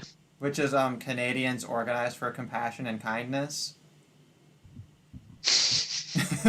Which was it was like a silly group thing that him and Diana Davison had made together, and he wanted to do a presentation at ICMI, which was something kind of related to that, but I think there would have been a little bit of like some kind of tongue-in-cheek kind of humor to it, and I think Paul like really did not like the idea and like really was like I can't have you like promoting something called COC at my conference here because I'm trying to like get it taken semi-seriously or whatever.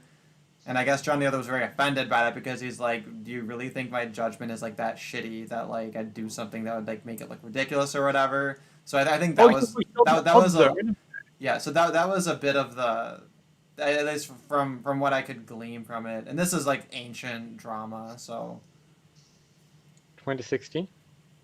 2014. Oh Lord, fuck Yeah. me. That's really ancient. I know, super ancient. That was back when YouTube had response videos. I was 16 years old back then. Just babby. I couldn't even grow a beard back then. That was before you had a beard. That was before you were a man. Yeah, I was 16 in 2014 too. Oh, yes, that's right. We're the same age.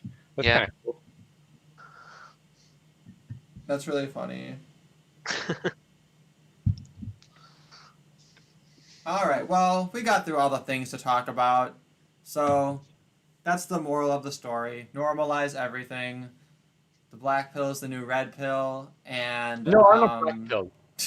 I'm super happy. Well, that's Okay. where you've ended up. That's that's Well, the we're direction black this is going in. So, No. For me, what I see everything is going good. It's gonna be amazing. it's gonna be yeah, okay. The future is what I'm gonna make of it, and I'm gonna make it a good one.